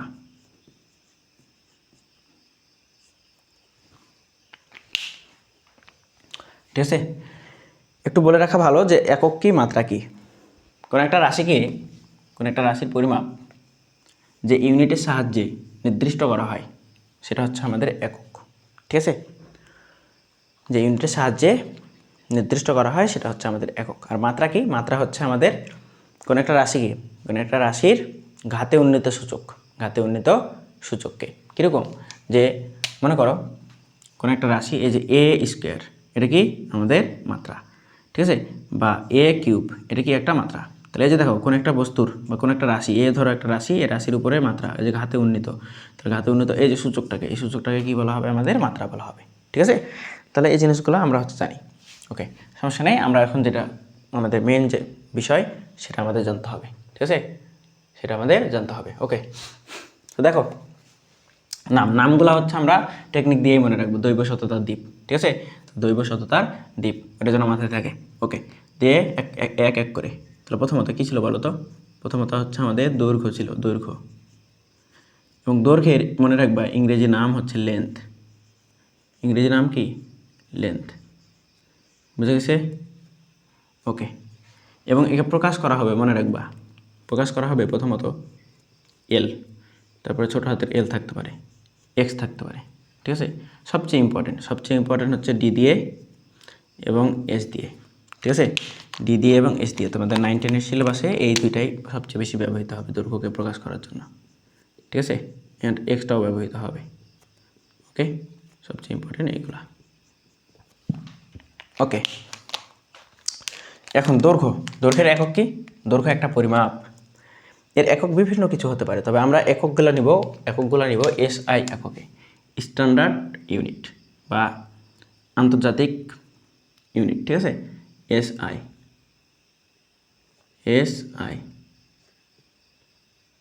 এককে নেব, আন্তর্জাতিক যেভাবে ব্যবহৃত হয়, মানে ওয়ার্ল্ড ওয়াইড। ঠিক আছে, সো দেখো এসআই এককটা হবে, এর এসআই এককটা হচ্ছে মিটার। এসআই এককটা কি? মিটার। এবং এর ইংরেজি নামটা হচ্ছে মিটার থেকে এখানে আমাদের এম ইউজ করতে হয় ছোটো করে। ঠিক আছে, এবং মাত্রাটা কি? মনে রাখবা, একটা সুপার লেভেলের শর্টকাট শিখাই দিই, যে জিনিসটা তুমি কোথাও শিখবা না, তুমি 100% শিওর থাকো। ঠিক আছে, সুপার লেভেলের শর্টকাটটা কি? মূল নামের মাত্রা হবে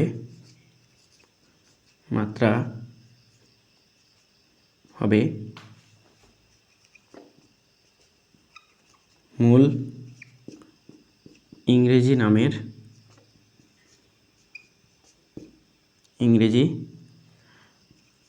নামের বড় হাতের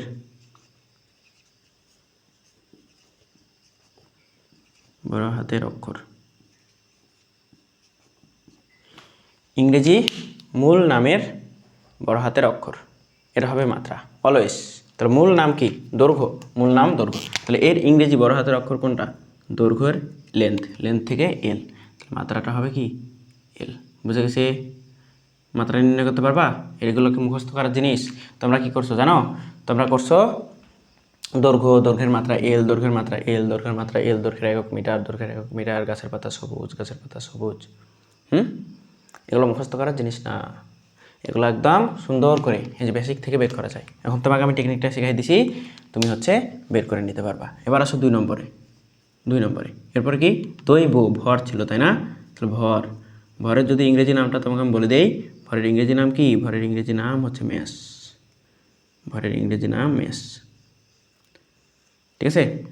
তাহলে এটাকে প্রকাশ করা হবে, মনে রাখবা বড় হাতের এম এবং ছোট হাতের এম দিয়েই। বড় হাতের এম এবং ছোট হাতের এম দিয়ে। ছোট হাতের এম যখন হবে ব্যবহৃত হবে তখন এটা ম্যাক্সিমাম ক্ষেত্রে বস্তুর, এটা হচ্ছে বস্তুর ভর। আর এটা যখন ইউজ হবে মনে রাখবা এটা হবে পৃথিবীর ভর। এটা হচ্ছে আমাদের পৃথিবী, তাহলে পৃথিবীর ভর, ঠিক আছে? তাহলে এই দুইটা জিনিস মনে রাখবা। ওকে, তাহলে এর এককটা কি? এর এসআই একক, হচ্ছে মনে রাখবা কিলোগ্রাম।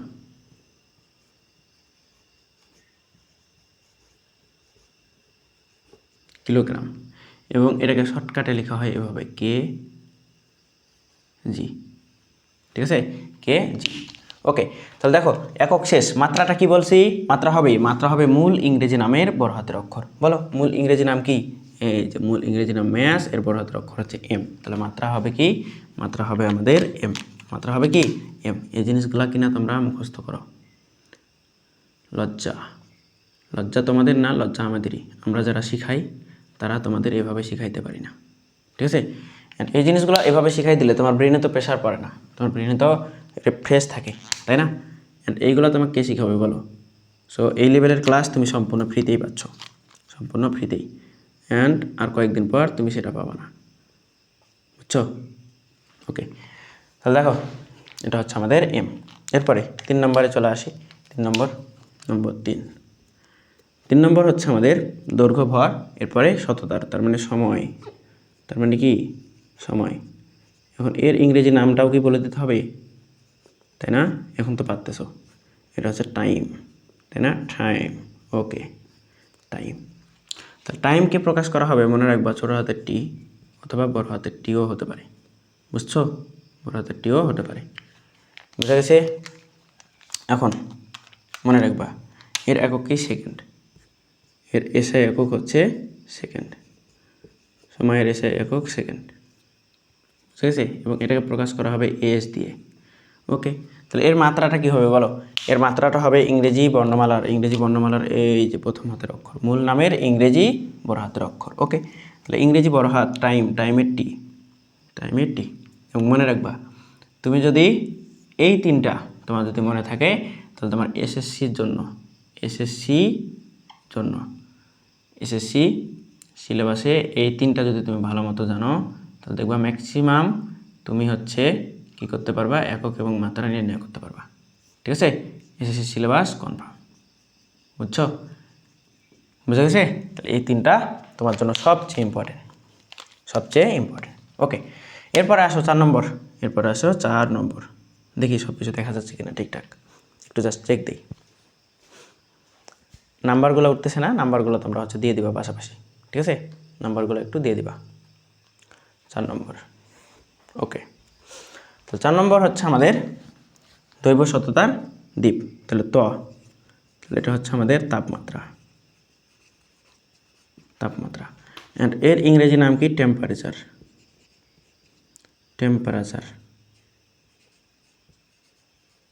আচ্ছা, এটা আমি এখানে লিখি, না হলে আটতেছে না, ভালো লাগবে না, ঠিক আছে?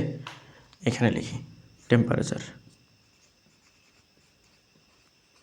টেম্পারেচার বানান ভুল হতে পারে, sorry for that. Okay, so দেখো টেম্পারেচার তাপমাত্রাকে প্রকাশ করা হবে তোমার টি দিয়ে, অথবা কি হতে পারে তোমার থিটা দিয়ে, ঠিক আছে? এভাবে, অথবা ডিগ্রি সেলসিয়াস, ডিগ্রি ফারেনহাইট, এভাবে। তাহলে এর একক কি? এর একক হচ্ছে ডিগ্রি, এটাকে বলা হয় সেলসিয়াস, মুখস্থ করে ফেলো, ডিগ্রি সেলসিয়াস। আর এটাকে বলা হয় degree Fahrenheit, F for Fahrenheit, C for Celsius, C for কি?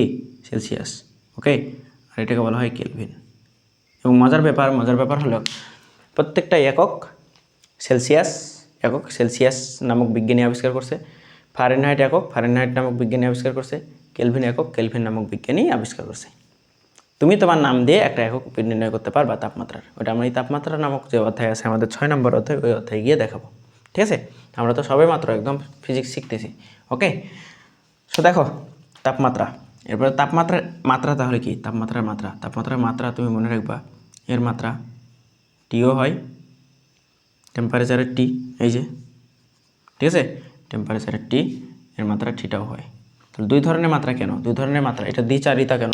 দেখো, যখন সময় এবং তাপমাত্রা দুইটা একই সাথে ইউজ হবে তখন ওইটা থিটাকে নিয়ে আসতে হবে, কারণ দুইটা একই জিনিস, তখন মিলে যাবে, তাহলে সাংঘর্ষিক হবে, এই কারণে তখন থিটাকে নিয়ে আসতে হয়। ওকে, তাহলে এবার হচ্ছে 5 নম্বর। এবার 5 নম্বর, নাম্বারগুলো দেখা যাচ্ছে না, তোমরা নাম্বারগুলো অ্যাড করে নেবা। ওকে, তাহলে এবার হচ্ছে আমাদের তড়িৎ প্রবাহ। তড়িৎ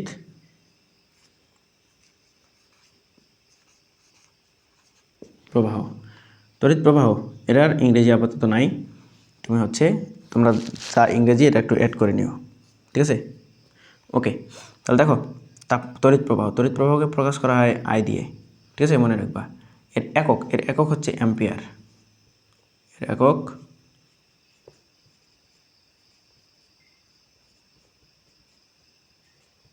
অ্যাম্পিয়ার। অ্যাম্পিয়ারকে প্রকাশ করা হবে তোমার এ দিয়ে, বড় হাতের এ ফর অ্যাম্পিয়ার, ঠিক আছে, এ ফর অ্যাম্পিয়ার। তাহলে এটাকে আমাদের মাত্রা মনে রাখবা, মাত্রা হচ্ছে আই, যেটা দিয়ে প্রকাশ করা হবে সেটাই হচ্ছে আই, মাত্রা। ওকে, তাহলে এবার 6 নম্বর, নম্বর 6। তাহলে 6 নম্বরটা কি? 6 নম্বর হচ্ছে আমাদের পদার্থের দীপন তীব্রতা। দীপন তীব্রতা,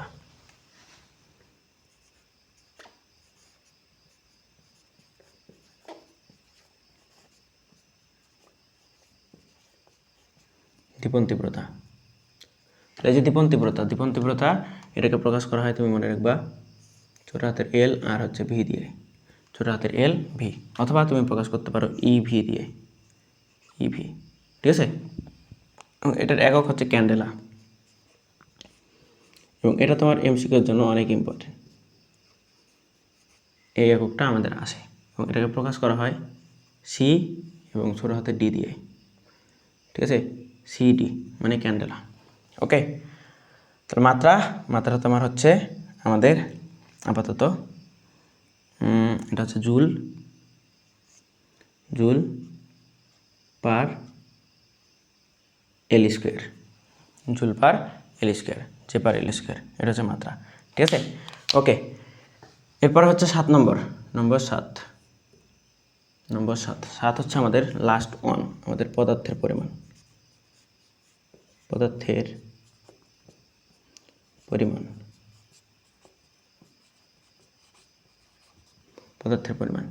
এটাকে প্রকাশ করা হয় ছোট হাতের এন দিয়ে, মনে রাখবা, ছোট হাতের এন দিয়ে, ঠিক আছে। এটার একক হচ্ছে আমাদের মোল,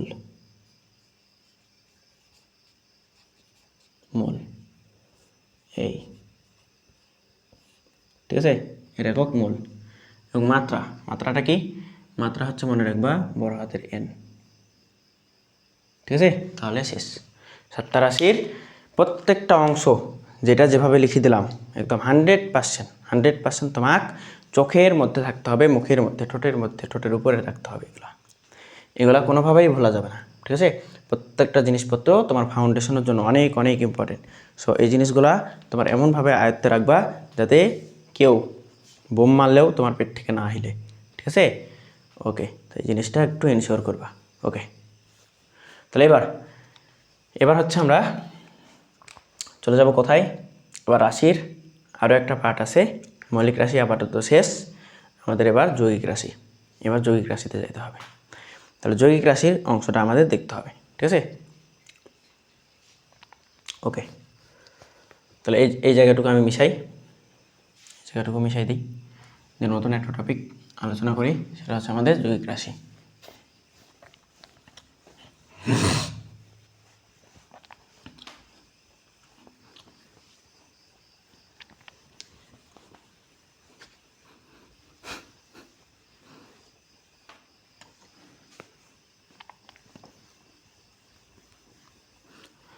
এবার আসো 2 নম্বর, গঠনের ভিত্তিতে রাশি দেখতেছিলাম, তাই না? 2 নম্বর হচ্ছে যৌগিক রাশি।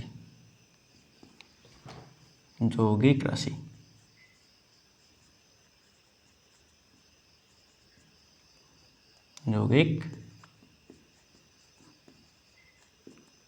রাশি। তাহলে কি লিখবা? যে সকল রাশি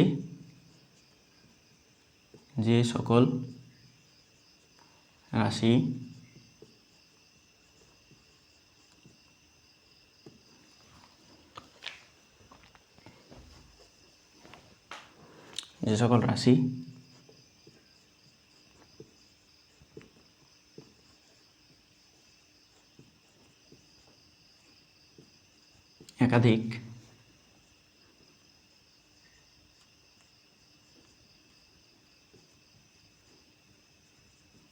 মৌলিক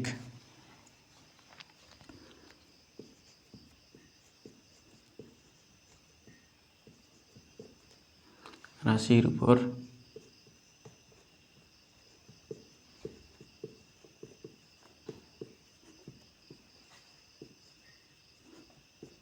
নির্ভর করে। ঠিক আছে, ফর এক্সাম্পল অসংখ্য যৌগিক রাশি অসংখ্য হতে পারে। ঠিক আছে, কারণ কি মৌলিক রাশি দিয়ে অনেকগুলো যৌগিক রাশি বানানো যাবে। তাহলে মনে করো বেগ,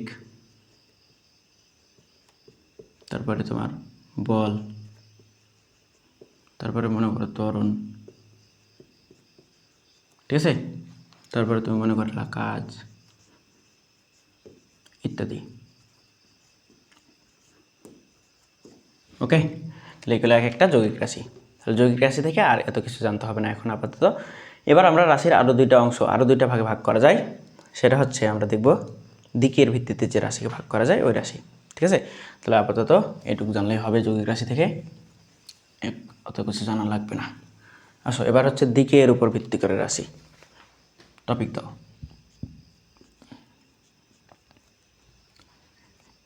দিকের উপর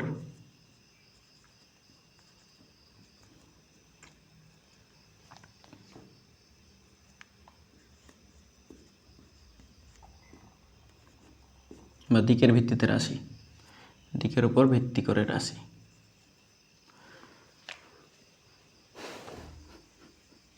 দিকের ভিত্তিতে রাশি যেটা লিখছিলাম প্রথমে ওটাই থাক।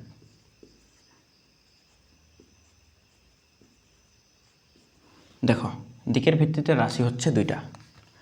এক আমাদের স্কেলার রাশি,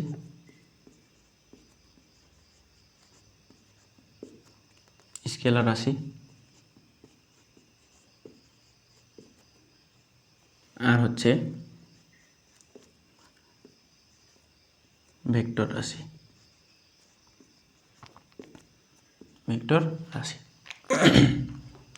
স্কেলার রাশি জিনিসটা কি আর ভেক্টর রাশি জিনিসটা কি? স্কেলার রাশি হচ্ছে যে সকল রাশিকে প্রকাশ করার জন্য শুধুমাত্র মানের প্রয়োজন। ঠিক আছে, আমি বোঝাচ্ছি। তো লিখো এবার স্কেলার রাশি।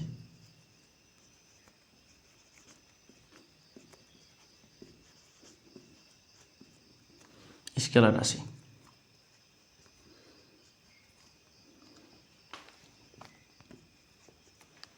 যে সকল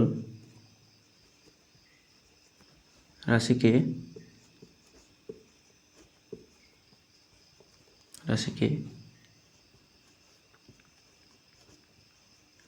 প্রকাশ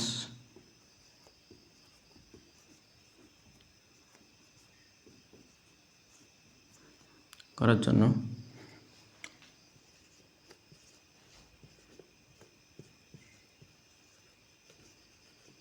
শুধুমাত্র মান প্রয়োজন।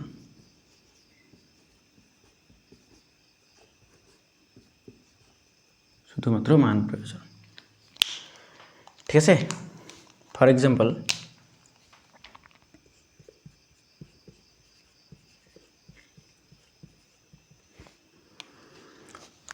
যেমন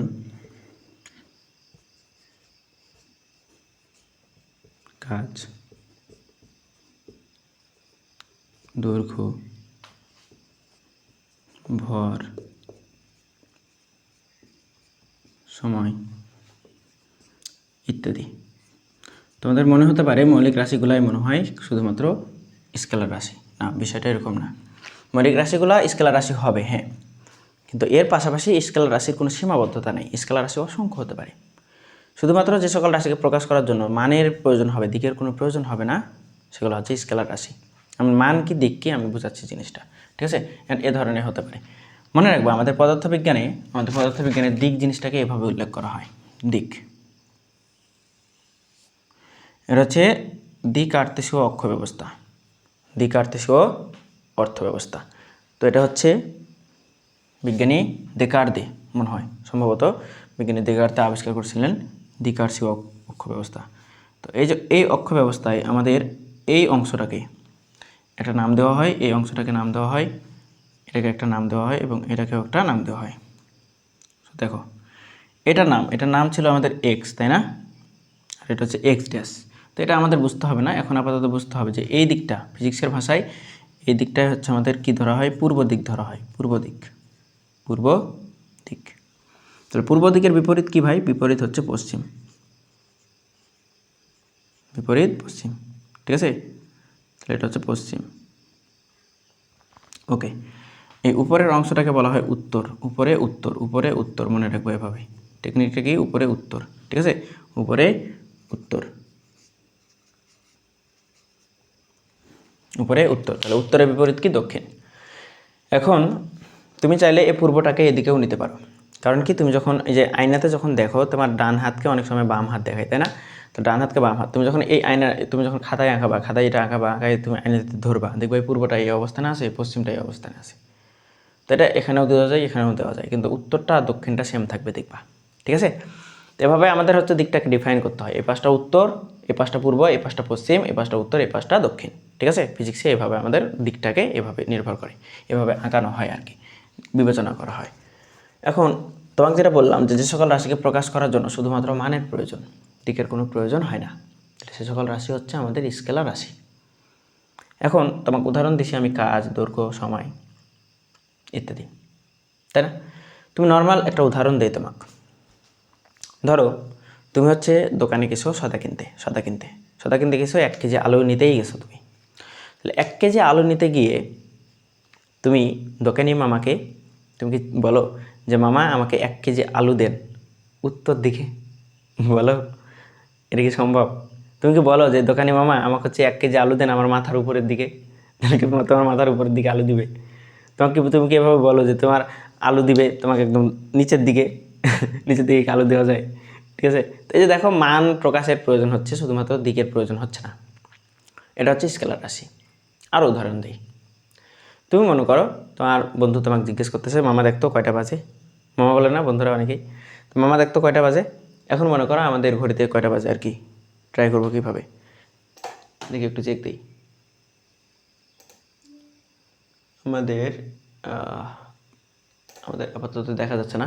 ধরো এখন রাতে 1টা বাজে, ধরো একটা কথার কথা, বা দিন 1টা বাজে। তো তুমি তোমার বন্ধুকে তুমি কি এভাবে অ্যান্সার দাও যে এখন দিন 1টা, পশ্চিম দিকে দিন 1টা হয়, এভাবে কি অ্যান্সার দাও?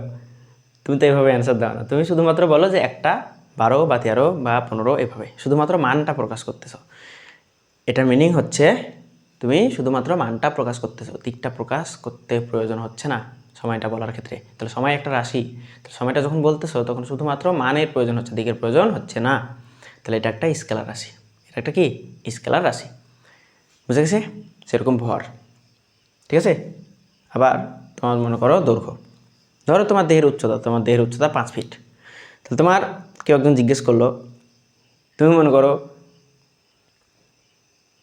তুমি মনে করো বরের মেজারমেন্ট চাচ্ছে। এখন মেজারমেন্ট চাইতে গিয়ে তোমার দৈর্ঘ্যটা চাচ্ছে, তোমার দেহের দৈর্ঘ্য কতটুকু, কত ফুট তুমি? 5 ফিট। তো তুমি কি মনে করো যে বর দেখতে গেলে, আগে হচ্ছে আমাদের গ্রামের অঞ্চলে একটা রেওয়াজ ছিল যে বর দেখতে গিয়ে নানা ধরনের কোশ্চিন করে, অ্যান্ড দেখতে গিয়ে হচ্ছে অনেক কিছু জিজ্ঞেস করে, সেটা ফাতেহা পারি কিনা, অনেক কিছু এইগুলা মানে যেগুলো হয় কি আর কি। তো এটা হচ্ছে একটা ফ্যাশন এরকম ছিল যে ট্রেডিশনাল একটা বিষয় ছিল এরকম, যে বর দেখতে আসলে বর আবার প্র্যাকটিস করতেছে কী কী ধরতে পারে, কী কী আসতে পারে, অনেকটা পরীক্ষা দেওয়ার মতো অবস্থা, ঠিক আছে। তো এই জিনিসগুলো মোটামুটি একটা ভালো একটা ঐতিহ্য আমাদের পরিবেশে আছে, দেখতে পাবা। অ্যান্ড অনেকের আছে, ঠিক আছে, অনেকেরই এরকম ধারণা আছে। ওকে, তো দেখো তোমার ধরো তুমি বর সেজে গেছো, অ্যান্ড তোমাকে মনে করো ওই ফেস করা লাগতেছে, তুমি ওই স্টেজে আসো, তোমাকে এখন বলতেছে তোমার দেহের উচ্চতা কত, তুমি কি বলবা যে আমার দেহের উচ্চতা পশ্চিম দিকে উত্তর দিকে 5 ফিট, এটা বলবা? এটা সম্ভব না। তাহলে শুধুমাত্র বলবা 5 ফিট। তাহলে 5 ফিট হলে 5 ফিটই বলবা। তাহলে আমার দৈর্ঘ্য পরিমাপ করতে গিয়েও আমার কোনো কি প্রয়োজন হচ্ছে না, দিকের প্রয়োজন হচ্ছে না, শুধুমাত্র মানের প্রয়োজন হচ্ছে। তাহলে আমি এখান থেকে বুঝতে পারি, বেশ কয়েকটা উদাহরণ দিলাম, তাহলে এখান থেকে আমি বুঝতে পারি যে সকল রাশিকে প্রকাশ করার জন্য শুধুমাত্র মান প্রয়োজন হচ্ছে, দিকের কোনো প্রয়োজন হচ্ছে না, তাহলে সেগুলো হচ্ছে আমাদের স্কেলার রাশি। ঠিক আছে, ওকে, খুব সুন্দর মতো আশা করি বুঝতেছ। অ্যান্ড এরপরে হচ্ছে আমাদের ভেক্টর রাশি। তাহলে এরপরে ভেক্টর রাশি, মনে করো ভেক্টর রাশি,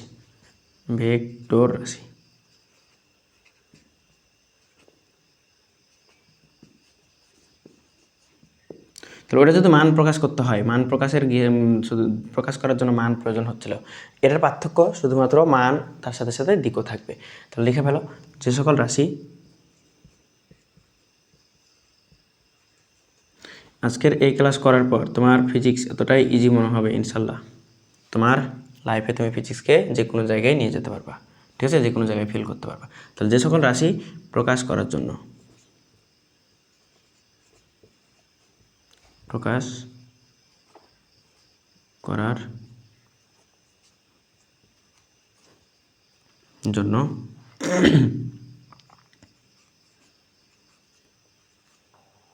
মান ও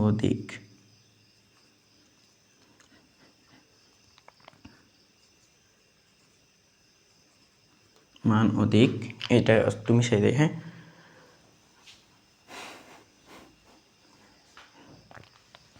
মান ও দিক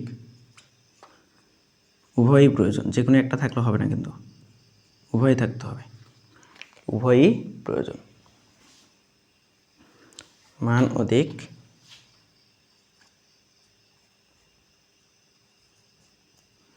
উভয়ই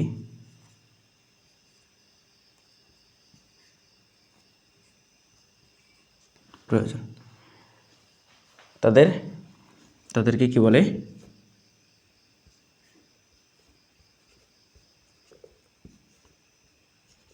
তাদেরকে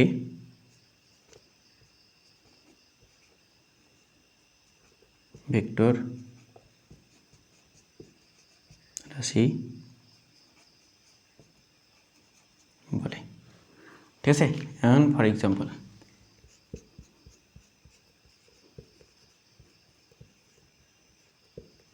দেখো, এক্সাম্পল দেওয়ার আগে আমি হচ্ছে ভেক্টর রাশি জিনিসটা হচ্ছে ফিল করবো, আমরা হচ্ছে আগে সব কিছু শিখি। এক্সাম্পল যেমন মনে করো বল, তারপরে মনে করো সরণ, তারপরে মনে করো ত্বরণ, তারপরে মনে করো বেগ, ঠিক আছে, ইত্যাদি। এখন আমাদের ভেক্টর রাশিগুলোকে মনে রাখতে হবে। ভেক্টর রাশিগুলো মনে রাখবো কীভাবে? ভেক্টর রাশি থেকে কোশ্চেন আসবে, ভেক্টর রাশিকে সুন্দর করে মনে রাখা যায়। তো আমরা যদি যে কোনো একটা রাশি মনে রাখতে পারি, ভেক্টর রাশি অথবা স্কেলার রাশি, তাহলে বাকিটা এমনিতেই মনে থাকবে। মানে একটা মনে রাখলে বাকিটা তার বিপরীত, এটা আমরা বলে দিতে পারবো। ঠিক আছে, তাহলে একটাকে যদি চিনে ফেলি কোনোভাবে, তাহলে বাকিটা তার উল্টাটা। ঠিক আছে, তাহলে আমরা হচ্ছে একটা চেনার ট্রাই করি। লিখো এবার যে ভেক্টর রাশিকে মনে রাখার মজার টেকনিক। ঠিক আছে, ভেক্টর রাশিকে মনে রাখার টেকনিক লিখো।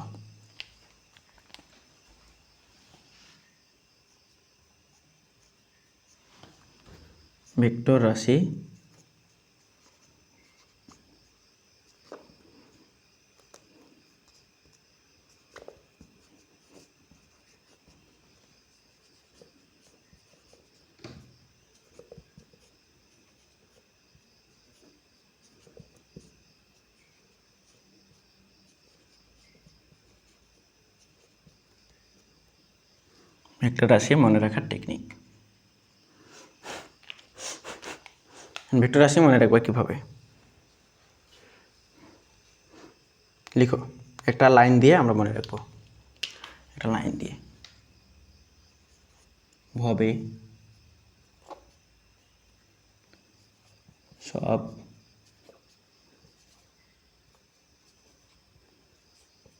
তরুণের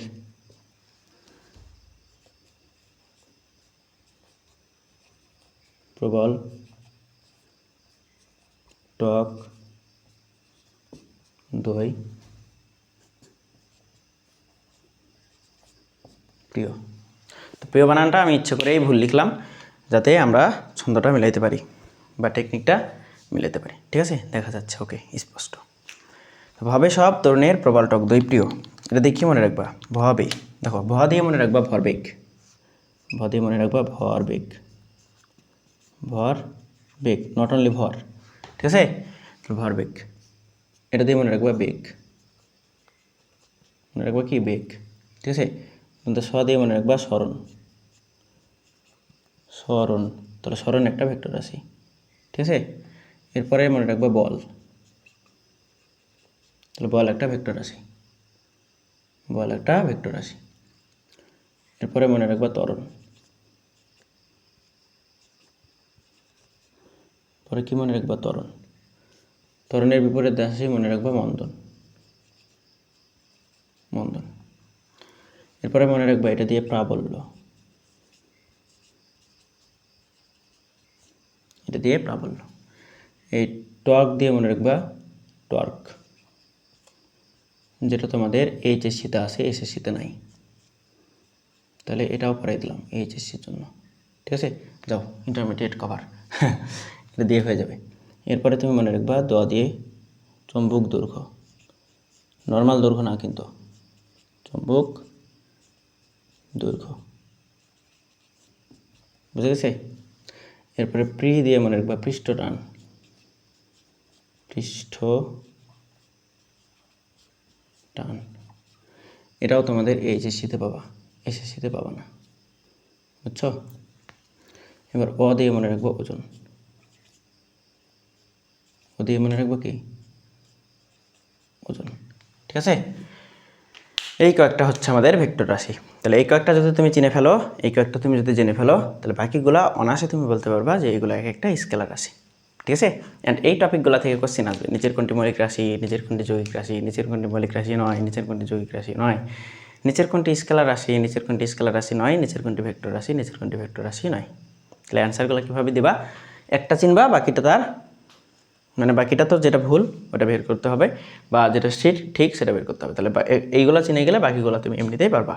ঠিক আছে, তাহলে এই যে আমাদের স্কেলার রাশি, ভেক্টর রাশি পড়ানো কনসেপ্ট শেষ, থিওরি শেষ। এখন আমাদের বুঝতে হবে যে এই জিনিসটার মিনিংটা কি, ভেক্টরের জিনিসটা মিনিংটা কি। তাহলে আমরা বুঝছিলাম যে স্কেলার হচ্ছে মানে মান থাকবে শুধুমাত্র, এবং ভেক্টরের কি থাকবে, অবশ্যই মানের সাথে সাথে দিক থাকবে। তাহলে এটা আমরা একটা সুন্দর উদাহরণের সাহায্যে ফিল করতে পারি। সুন্দর উদাহরণ ধরো, তোমাকে আমি দেখাই। ধরো যে কোনো ঘটনা বা যে কোনো কিছু বিশ্লেষণ করতে হলে তো আমাদের প্রসঙ্গ কাঠামো লাগবে, তাই না। তাহলে প্রসঙ্গ কাঠামো দেখি আমরা।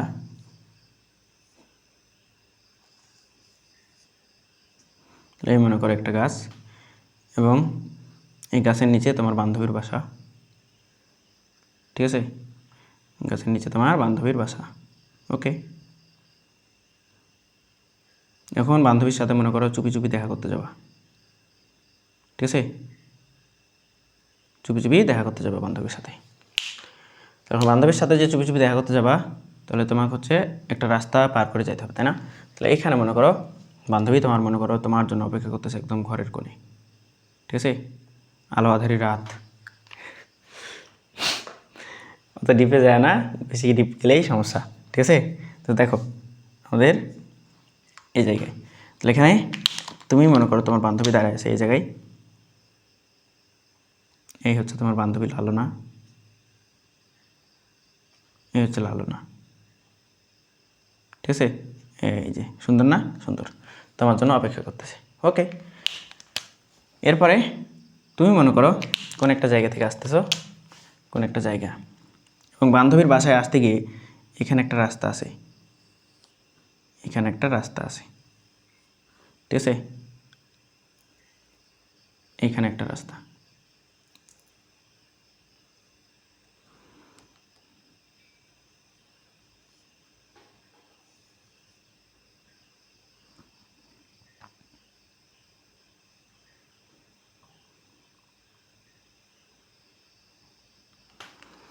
তাহলে এই হচ্ছে তোমার বান্ধবীর বাসায় আসতে গিয়ে একটা রাস্তা।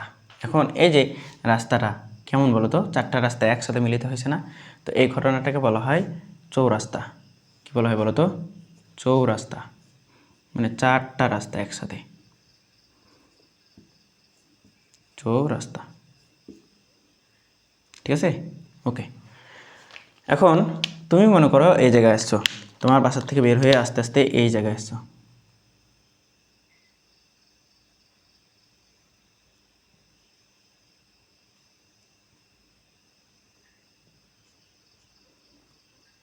তুমি মনে করো এই জায়গায় চলে আসছো, ঠিক আছে। এই জায়গায় আসতে গিয়ে তোমার এই জায়গায় এখন এসে তুমি গেছো ফেসে, ঠিক আছে। এখন তুমি এই জায়গায় এসে আর রাস্তা চিনতেছো না, প্রথম আসতেছো, ফার্স্ট টাইম বান্ধবীর সাথে দেখা করতে আসতেছো। এখন তুমি এসে রাস্তার খুঁজে পাচ্ছ না যে এখন কোন দিকে যাবা, এটা তোমার কনফিউজড। এখন তুমি বান্ধবীকে ফোন দিছো, বান্ধবী তোর বাসা কই? মানে আমি তো এই জায়গায় আছি, একদম চৌরাস্তায়, চৌরাস্তার একদম মোড়ে আছি। তাহলে এই জায়গা থেকে আমি এখন কোথায় যাব? তোমার বান্ধবী বলছে চৌরাস্তা থেকে আমার বাসা, এই মনে করো চৌরাস্তা সেন্টার পয়েন্ট, সেন্টার পয়েন্ট। তো চৌরাস্তা থেকে ও বলতেছে যে চৌরাস্তা থেকে আমার বাসা দূরত্ব, চৌরাস্তা থেকে আমার বাসার দূরত্ব 100 মিটার, 100 মিটার দিয়ে ফোন দিছে কেটে। তার মানে মেয়েদের বুদ্ধি কি কোথায় বলো তো? মাথায়, তাই না? মেয়েদের বুদ্ধি মাথাতেই থাকে। অ্যান্ড ওইভাবেই বলতেছে যে আমার বাসা হচ্ছে চৌরাস্তা থেকে 100 মিটার দিয়ে ফোন দিছে কেটে, মানে যেরকম নেচার আর কি থাকে। সো ফোন কেটে দেওয়ার পর ও তো আবার কনফিউজড, 100 মিটার, মানে 100 মিটার আমি এখন যাবো কোন দিকে? ও বলতেছে আমি কি, নিজে নিজে ভাবতেছে যে আমি কি ব্যাক করব 100 মিটার, ব্যাক করব বা টার্ন করে আমি কি যাব, ঠিক আছে। ও বলতেছে আমি কি এই পাশে চলে যাব ব্যাক করে, যেদিকে আসছিলাম 100 মিটার আমি কি চলে আসলাম বেশি, অথবা ভাবতেছে আমি কি উত্তর দিকে যাব, ও ভাবতেছে আমি কি উত্তর দিকে যাব, ঠিক আছে। তারপরে ভাবতেছে আমি কি দক্ষিণে যাব, কোন দিকে যাব এখন? তারপরে ভাবতেছে নাকি সোজা যাব, নাকি সোজা,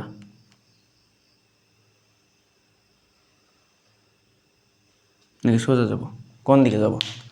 ও মোটামুটি লেভেলের ভালো মানেরই কনফিউজড হয়েছে এই জায়গায়। তাহলে দেখো মান একটা প্রকাশ করছিল 100, মান প্রকাশ করে কোনো কাজ হয়নি, কাজ হচ্ছে না। মানের সাথে সাথে কিসের প্রয়োজন হচ্ছে? আমি কোন দিকে যাব, কোন দিকে যাব, চৌরাস্তা থেকে কোন দিকে। আবার ফোন দিছে, আবার ফোন দিয়ে বলতেছে বান্ধবী আমি তো 100 মিটার বললি, ঠিক আছে, তোকে ফোনটা কেটে দেওয়া লাগবে, আমাকে আর কিছু বলা লাগবে না, আমি এখন 100 মিটার যাবো, তো যাবো কোন দিকে? আমি কি উত্তরে যাব না দক্ষিণে যাব নাকি পশ্চিমে যাব নাকি পূর্বে যাব?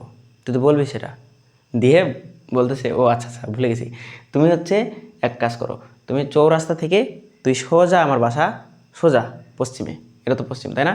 তাহলে সোজা পশ্চিমে 100 মিটার চলে আসবি। তাহলে এবার দেখো তো, এবার ফাইনাল ডেস্টিনেশন ওর বাসা, ওর বাসায় আসতে আর কি সময় লাগবে? সোজা চৌরাস্তা থেকে সোজা 100 মিটার আসবে, 100 মিটার এসে ওর বাসায় ঢুকে যাবে, ঠিক আছে, বুঝা গেছে? তাহলে একদম বাসায় চলে আসবে। তাহলে এই যে দেখো মান প্রকাশের সাথে সাথে দিকেরও প্রয়োজন হলো, মান প্রকাশের সাথে সাথে কিসের প্রয়োজন হচ্ছে? দিকের প্রয়োজন হচ্ছে। তাহলে এই যে ঘটনাটা আমরা দেখলাম, এই ঘটনাটা কি অ্যাকচুয়ালি? এই ঘটনাটা হচ্ছে আমাদের ভেক্টর, এই ঘটনাটা হচ্ছে আমাদের ভেক্টর রাশি, ঠিক আছে। তাহলে এই ক্ষেত্রে আমাদের দৈর্ঘ্যের প্রয়োজন হয়েছে, সাথে সাথে মানের প্রয়োজন হয়েছে, তাহলে এই ঘটনাটা আমাদের ভেক্টর রাশি। তাহলে এই ধরনের কেসে তোমরা হচ্ছে যেই জিনিসগুলো তুমি হচ্ছে ভেক্টর হিসেবে দেখতেছো, তার মানে প্রত্যেকটার জন্য তোমার মান লাগবে, মানের সাথে সাথে দিক লাগবে, ঠিক আছে, মানের সাথে সাথে দিক লাগবে। যেমন ভরবেগের ক্ষেত্রে ভরের দিক নেই কিন্তু বেগের দিক লাগবে, বেগটা কোন দিকে যাচ্ছে, সামনে নাকি পিছনে নাকি কোন দিকে, উত্তরে দক্ষিণে, ঠিক আছে। আবার এই বেগেরও তো দিক আছে। স্মরণ কোন দিকে, কোন দিকে, যাত্রাপথটা কোন দিকে। বলের ক্ষেত্রে আমাদের ত্বরণ আছে, ত্বরণের তখন বেগের তখন দিক থাকবে, ত্বরণেরও একটা দিক থাকবে, ঠিক আছে। এই যে ত্বরণের দিক থাকবে প্রাবল্য, কোন দিকে, ঠিক আছে। তাহলে দিক লাগবে প্রত্যেকটা ক্ষেত্রে, ওই যে ওজন অভিকর্ষ ত্বরণের একটা দিক লাগবে, ঠিক আছে।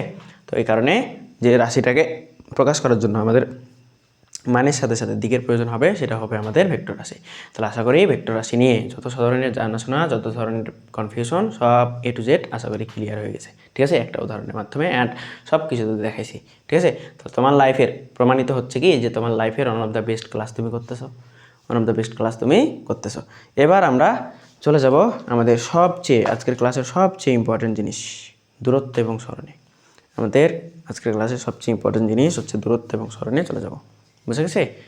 তো দূরত্ব সরণ যদি আমরা কমপ্লিট করে ফেলি তাহলে দেখা যাবে আমাদের হচ্ছে অনেক কিছু আজকের ক্লাসে কমপ্লিট। বুঝছো?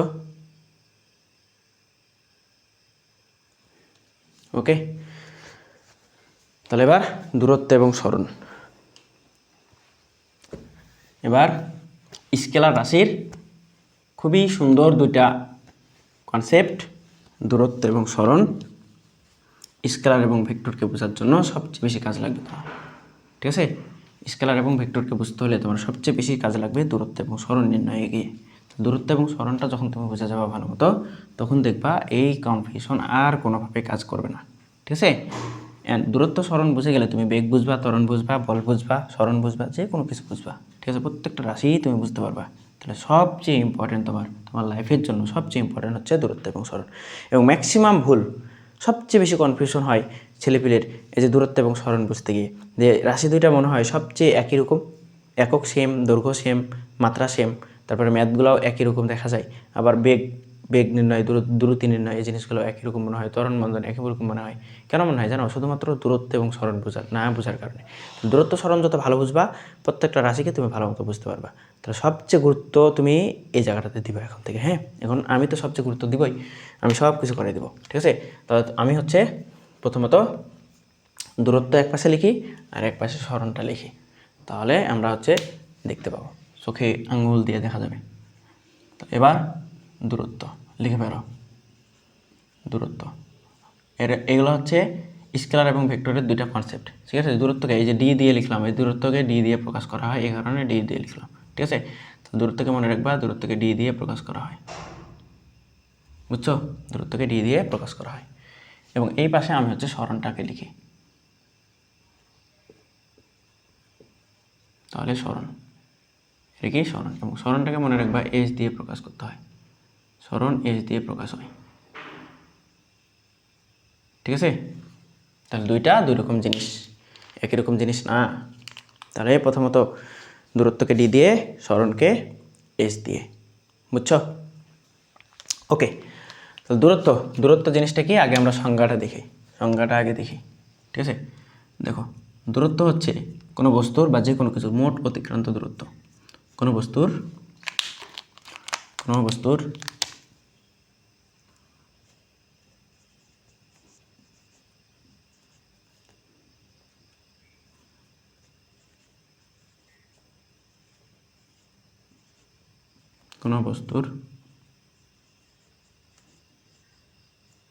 মোট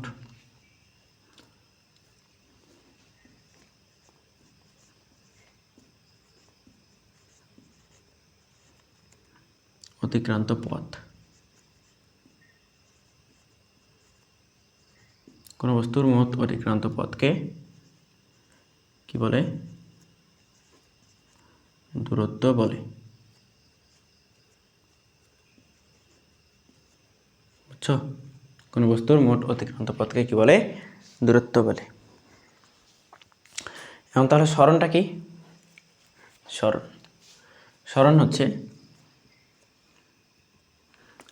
যেহেতু সরণ, তার মানে দূরত্ব জিনিসটা হচ্ছে আমাদের স্কেলার রাশি, শুধুমাত্র মানের প্রয়োজন হবে। এটা অ্যাড করো, দূরত্ব জিনিসটা স্কেলার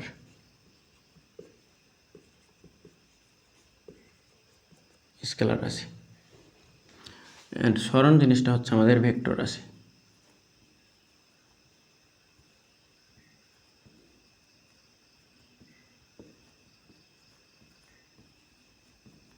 ভেক্টর রাশি অবশ্যই কি থাকবে? দিক থাকবে, তাই না? অবশ্যই দিক কথাটা নিয়ে আসতে হবে। তাহলে তুমি লিখবা আদিবিন্দু থেকে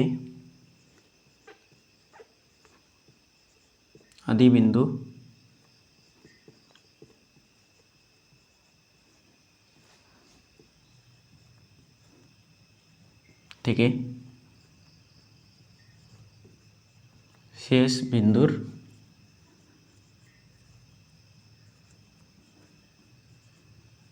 আদিবিন্দু থেকে শেষ বিন্দুর দিকে, এই যে দিক চলে আসলো। ঠিক আছে, আদিবিন্দু থেকে শেষ বিন্দুর দিকে মধ্যবর্তী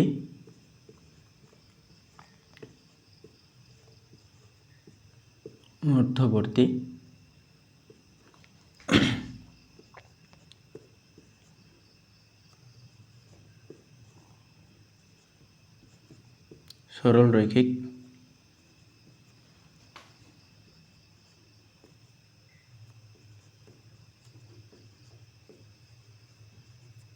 সর্বনিম্ন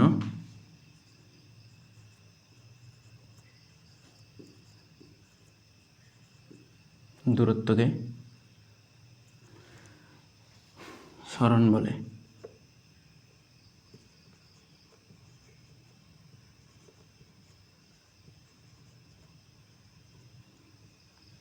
তাহলে দুইটা দুই রকম ঘটনা, ঠিক আছে।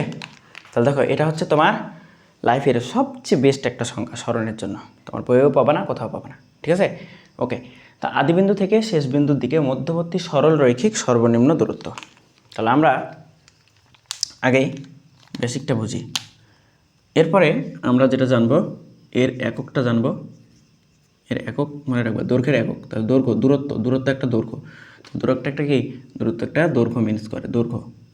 তাহলে এটা একটা দৈর্ঘ্য, ঠিক আছে। সরণও একটা দৈর্ঘ্য নির্দেশ করে, বেসিকটা হচ্ছে দৈর্ঘ্য, কিন্তু পার্থক্য হচ্ছে স্কেলার রাশি, ওটা হচ্ছে ভেক্টর রাশি। তো দৈর্ঘ্যের একক কী বলো তো, দৈর্ঘ্যের একক মিটার, ঠিক আছে। দৈর্ঘ্যের একক মিটার। এবং মাত্রাটা কি, দৈর্ঘ্য ওই যে বলছিলাম লেন্থ, লেন্থ থেকে মূল নামের ইংরেজি হাতের বড় হাতের অক্ষর ইংরেজি, তাহলে এটা। তাহলে দৈর্ঘ্যের মাত্রা হচ্ছে এল, ঠিক আছে। এবার সরণের একক নির্ণয় করতে হবে। একক কি, এটাও একটা দূরত্ব, দেখো এটাও একটা দূরত্ব, তাহলে এটাও একটা দূরত্ব। তাহলে দূরত্বের একক কি, মিটার। মিটারকে এম দিয়ে প্রকাশ করতে হয়। তাহলে মাত্রাটা কি ভাই, মাত্রাটাও হচ্ছে কি, লেন্থ থেকে আসছে, তার মানে এল। এবার আমাকে দূরত্ব এবং সরণের মধ্যে পার্থক্য বুঝতে হবে। এবার সুন্দর একটা ঘটনা তোমাকে বলি, সুন্দর একটা ঘটনা। ধরো এই হচ্ছে একটা অবস্থান, এই আরও একটা অবস্থান। তাহলে এটা মনে করো আমি তোমাকে বললাম এ অবস্থান এবং এটা হলো বি অবস্থান। আরও একটা জিনিস অ্যাড্রেস করি, এটা আমি প্রথমে আঁকাইছি, এটা পরে আঁকালাম, তাই না। এখন এ থেকে বি অবস্থানের দিকে আমি চাইলে দুইভাবে যেতে পারি। মনে হইলো এভাবে এভাবে এভাবে এভাবে এভাবে এভাবে কমপ্লিট করলাম, ঠিক আছে। এভাবে যাত্রাপথটা কমপ্লিট করলাম। এখন আমার এভাবে ইচ্ছা হলো না, আমি মনে করো যে সোজা গেলাম, সোজা, এটা হচ্ছে সোজা গেলাম, ঠিক আছে। তাহলে এই যে আমাদের ঘটনাটা হচ্ছে দুই ধরনের ঘটনা ঘটলো, বুঝছো। তাহলে এক, আমি সোজা গেছি, আরেকটা হচ্ছে বাঁকা পথে। তাহলে দেখো আমি কয়টা পথ পাইছি বলো তো, এটা একটা পথ, তার মানে এটাকে যদি আমি বলে দিই এ পথ, এটা হচ্ছে আমাদের এ পথ, এ পথ বা পথ সমান সমান এ দেই, পথ সমান সমান এ দেই। তাহলে এটা মনে করো আমাদের পথ এ, পথ এ। তাহলে এরকম ছিল জার্নিটা। অ্যান্ড এটা মনে করো আমাদের আরও একটা পথ, এটা, ঠিক আছে। এটা মনে করো আমাদের পথ বি, পথ বি। তো দুইটা দুই ধরনের পথ। এবং এ পথে যাত্রা যেটা গেছে, এ পথেও মনে করো, এ পথে হচ্ছে 10 মিটার গেছে, এ পথে 10 মিটার, 10 মিটার এ পথে, ঠিক আছে। এবং এই যে এ পথে, এই বিপথে গেছে ধরো 8 মিটার, 8 মিটার গেছে বিপথে,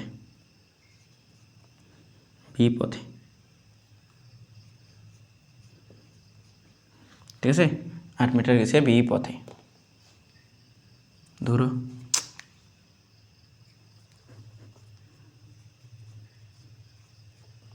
8 মিটার গেছে বিপথে, ঠিক আছে।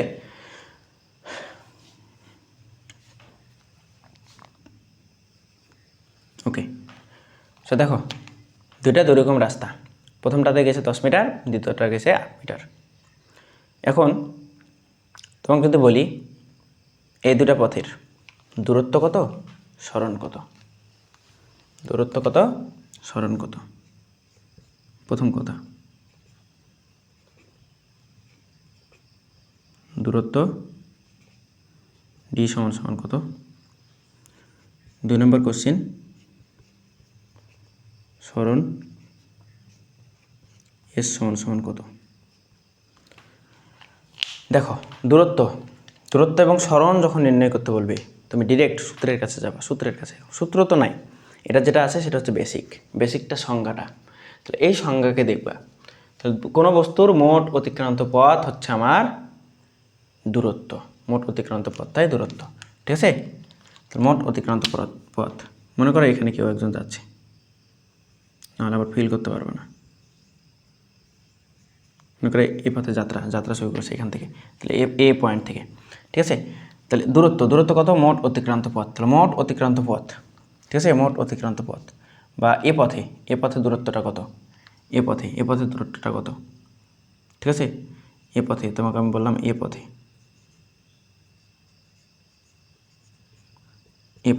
দুইটা পথ, তাহলে দুই রকম অ্যান্সার আসবে। তাহলে এ পথে দূরত্ব কত, সরণ কত? তাহলে দূরত্ব কত বলো তো? দূরত্ব হচ্ছে মোট অতিক্রান্ত পথ এ পথে কত? 10 মিটার, এ পথে 10 মিটার। সরণটা কত বলো তো? সরণ, তো কোথায় যাবা? সংজ্ঞাতে যাবা। তাহলে যেখানেই যাও তুমি বেসিকে যাবা, সংজ্ঞাতে যাবা। তাহলে সংজ্ঞা কি বলে দেখো তো? আদি বিন্দু থেকে শেষ বিন্দুর দিকে, আদি বিন্দু থেকে শেষ বিন্দুর দিকে মধ্যবর্তী সরল রৈখিক, এই যে মধ্যবর্তী সরল রৈখিক সর্বনিম্ন, মধ্যবর্তী সরল রৈখিক সর্বনিম্ন, অনেক ইম্পর্টেন্ট দুইটা কথা, সরল রৈখিক এবং কি সর্বনিম্ন, এই দুটো কথা অনেক ইম্পর্টেন্ট। সর্বনিম্ন দূরত্বকে আমাদের কি বলে? সরণ বলে। তাহলে দেখো তো সরল রৈখিক হতে হবে, রাস্তাটা সরল রৈখিক হতে হবে, এটা তো একটা বক্ররেখা, তাহলে এখানে কি সরণ পাবা? সরণ পাবা না, ঠিক আছে? তাহলে সরণটা কত হবে? 0। পথটা বাঁকা, তাই পথটা সোজা হতে হবে, তাহলে সোজা। তাহলে সরণ পাওয়া সম্ভব কোন পথে? বিপথে, ঠিক আছে? সরণ পাওয়া সম্ভব বিপথে। ওকে, তা আরও একটা কোশ্চিন অ্যাড করি, আমাদের পার্থক্য কত? পার্থক্যটা কত? পার্থক্য মনে রাখবা, বড়টা থেকে ছোটটা বাদ। পার্থক্য মানেই বড় মাইনাস কী করবা? ছোট করবা। তাহলে বড় মাইনাস ছোট, তাহলে বড় হচ্ছে 10 মাইনাস ছোট হচ্ছে 0, তাহলে 10 কত? এটা মিটার, 10 মিটার, ঠিক আছে? ওকে, তাহলে এবার বিপথে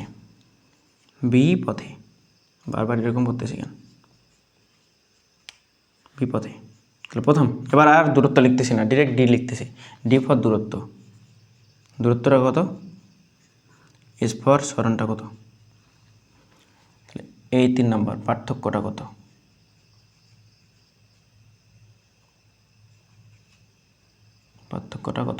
বলো তো?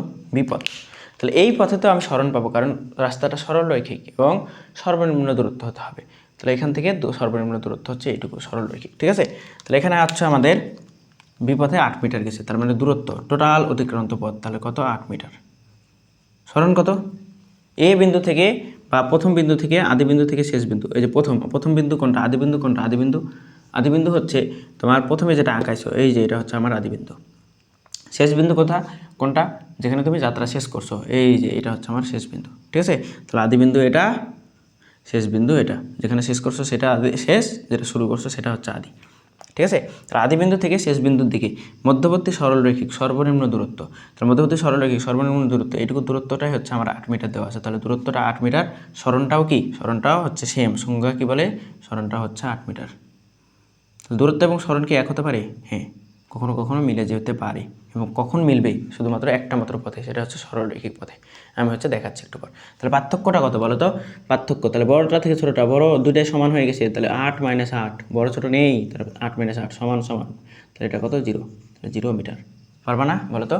তাহলে দূরত্ব এবং সরণ বোঝা গেছে। তাহলে কোনটা দূরত্ব হবে, কোনটা সরণ হবে?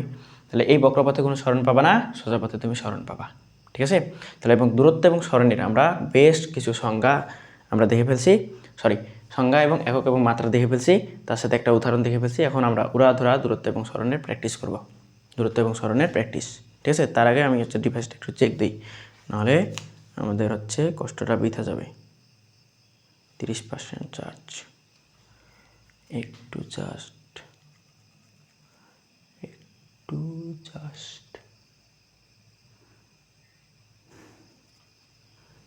ওকে, থাক, সমস্যা নেই, একটু জাস্ট ওয়েট করো। না করাই, দেখো 5% হয়ে যাওয়ার কথা, আমরা এবার এইটুকু মিশাই, আমরা হচ্ছে উড়াধুরা প্র্যাকটিস করি। প্র্যাকটিস তাহলে সেম আমরা 3টা করে কোশ্চেন করবো, ঠিক আছে? দূরত্ব এবং সরণের জন্য, দূরত্ব এবং সরণের জন্য সেম 3টা করে কোশ্চেন করবো। দেখো কোশ্চেন নাম্বার 1, কোশ্চেন 1। এবার আমরা কি করবো? উড়াধুরা প্র্যাকটিস।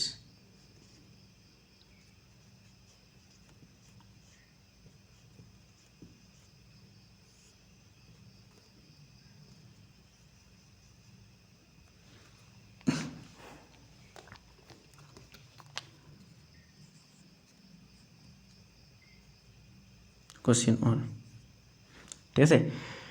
কোশ্চেন 1 তোমাকে আমি বললাম যে কোনো একটা পথ, এই পথে যাত্রা শুরু করে এই পথে আসছে এবং টোটাল দূরত্ব এখান থেকে এ আর এখান থেকে বি, টোটাল দূরত্বটা এখানে হচ্ছে 8 মিটার। সেম কোশ্চেনই দিলাম, ঠিক আছে? তাহলে এখানে তোমার হচ্ছে প্রথম কোশ্চেন দূরত্ব কত, দ্বিতীয় কোশ্চেন সরণ কত, তৃতীয় কোশ্চেন পি পাওয়ার পার্থক্য কত, ঠিক আছে? পি পাওয়ার পার্থক্য কত। তাহলে দূরত্ব কত বলো তো? মোট অতিক্রান্ত পথই হচ্ছে দূরত্ব, তাহলে দূরত্ব হচ্ছে 8 মিটার। সরণ কত বলো তো? আদিবিন্দু থেকে শেষ বিন্দুর দিকে, এই যে আদিবিন্দু থেকে শেষ বিন্দুর দিকে মধ্যবর্তী সরল রৈখিক সর্বনিম্ন। তাহলে এখানে কি সর্বনিম্ন পাচ্ছ? সর্বনিম্ন পাচ্ছ না, একদম যেটা আছে সেটাই।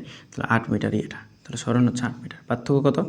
8 - 8 = 0, ঠিক আছে? শেষ। আসো এবার কোশ্চেন নম্বর 2। কোশ্চেন এখানে দেই, কোশ্চেন নম্বর 2।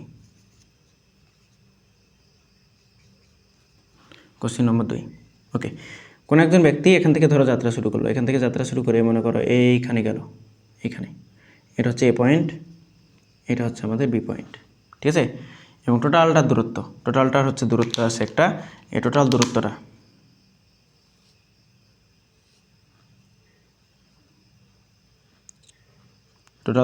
আমি তোমাকে বললাম এটা হচ্ছে আমাদের 10 মিটার।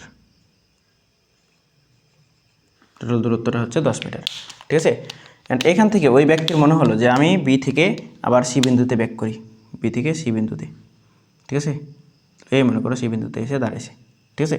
তাহলে এখান থেকে যাত্রা শুরু করে একদম লাস্ট কোথায় এসে থামছে? সি বিন্দুতে। তাহলে তোমার আদিবিন্দু কোনটা বলো তো? যেখান থেকে যাত্রা শুরু করছো এটা হচ্ছে আমাদের এ, হচ্ছে আদিবিন্দু। শেষ বিন্দু কোনটা? যেখানে শেষ করছো কোথায়? সি বিন্দুতে। তাহলে সেটা হচ্ছে শেষ বিন্দু। তাহলে তোমার হচ্ছে আমি একই কোশ্চেন করলাম। প্রথম কোশ্চেন দূরত্ব কত, দ্বিতীয় কোশ্চেন সরণটা কত, তৃতীয় কোশ্চেন আমাদের পি পাওয়ার পার্থক্য কত। দেখো দূরত্ব কি বলো তো? দূরত্ব হচ্ছে মোট অতিক্রান্ত পথ। এখান থেকে যে ব্যাক করছে, এখানে একটা দৈর্ঘ্য আছে, তাহলে যে ব্যাক করছে, এই ব্যাক করার পরিমাণটা হচ্ছে তোমার মনে করো যে 2 মিটার। ব্যাক করার পরিমাণটা হচ্ছে 2 মিটার, ঠিক আছে? যতটুকু ব্যাক করছে আর কি বিয়ে গিয়ে, ঠিক আছে? তাহলে এখানে হচ্ছে আমাদের টোটাল দূরত্ব। তাহলে দূরত্বটা কত? কোনো বস্তুর মোট অতিক্রান্ত পথ, মোট অতিক্রান্ত পথ। তো মোট অতিক্রান্ত পথটাই হচ্ছে তার দূরত্ব। তাহলে কোন দিকে গেল, কীভাবে গেল, ডাজেন্ট ম্যাটার। কোন দিকে গেছে, কীভাবে গেছে, ডাজেন্ট ম্যাটার। এটা ভাববা না, দেখবা টোটাল কত গেছে, যাত্রাপথে টোটাল কত, সর্বপরিমাণ মানে সবগুলা যোগ করবা। তাহলে সবগুলা যোগ, তাহলে 10 আর 2 গেছে আসছে। তাহলে প্রথমে গেছে 10, তারপরে আসছে 2, টোটালটা কত?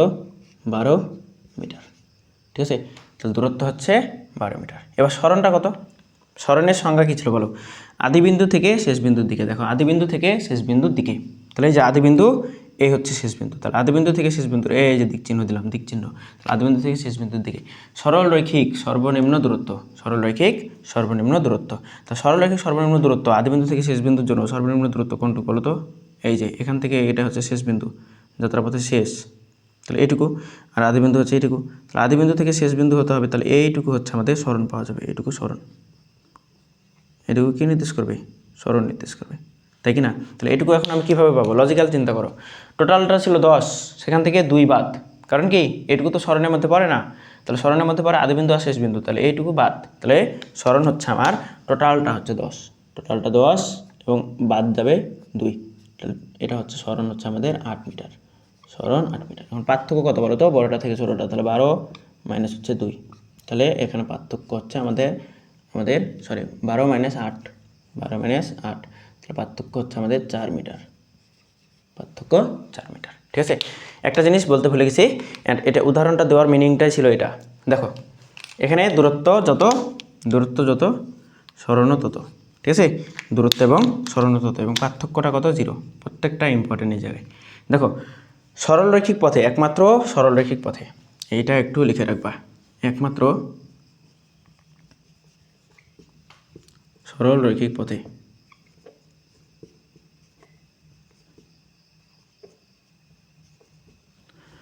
দূরত্ব সমান সমান কি হবে, সরণ হবে, দূরত্ব সমান সরণ হবে। দেখো এটা মানে কি, এটা মানে হচ্ছে একমাত্র সরলরৈখিক পথে দূরত্ব এবং সরণটা সমান, একমাত্র সরলরৈখিক পথে দূরত্ব এবং সরণটা সমান। সরলরৈখিক পথে তাহলে দূরত্ব এবং সরণের পার্থক্য কত বলো তো? অলওয়েজ 0। দেখো সরলরৈখিক পথে অলওয়েজ 0, তার পার্থক্য হবে 0। পার্থক্য কি? পার্থক্যটা 0। সরলরৈখিক পথে দূরত্ব এবং সরণের পার্থক্য অলওয়েজ কী হবে? 0 হবে, ঠিক আছে। তো এই জিনিসটা এমসিকিউর জন্য অনেক ইম্পর্টেন্ট, মনে রাখবা, ঠিক আছে। তাহলে এই জিনিসটা মনে রাখবা, ঠিক আছে। আমরা একদম ব্যাখ্যা করে দেখছি, এমন না যে মুখস্থ করছি। তাহলে এই জিনিসগুলো মুখস্থ করা যাবে না, জিনিসগুলো কোনোভাবেই মুখস্থ করা যাবে না, ঠিক আছে, কোনোভাবেই মুখস্থ করা যাবে না।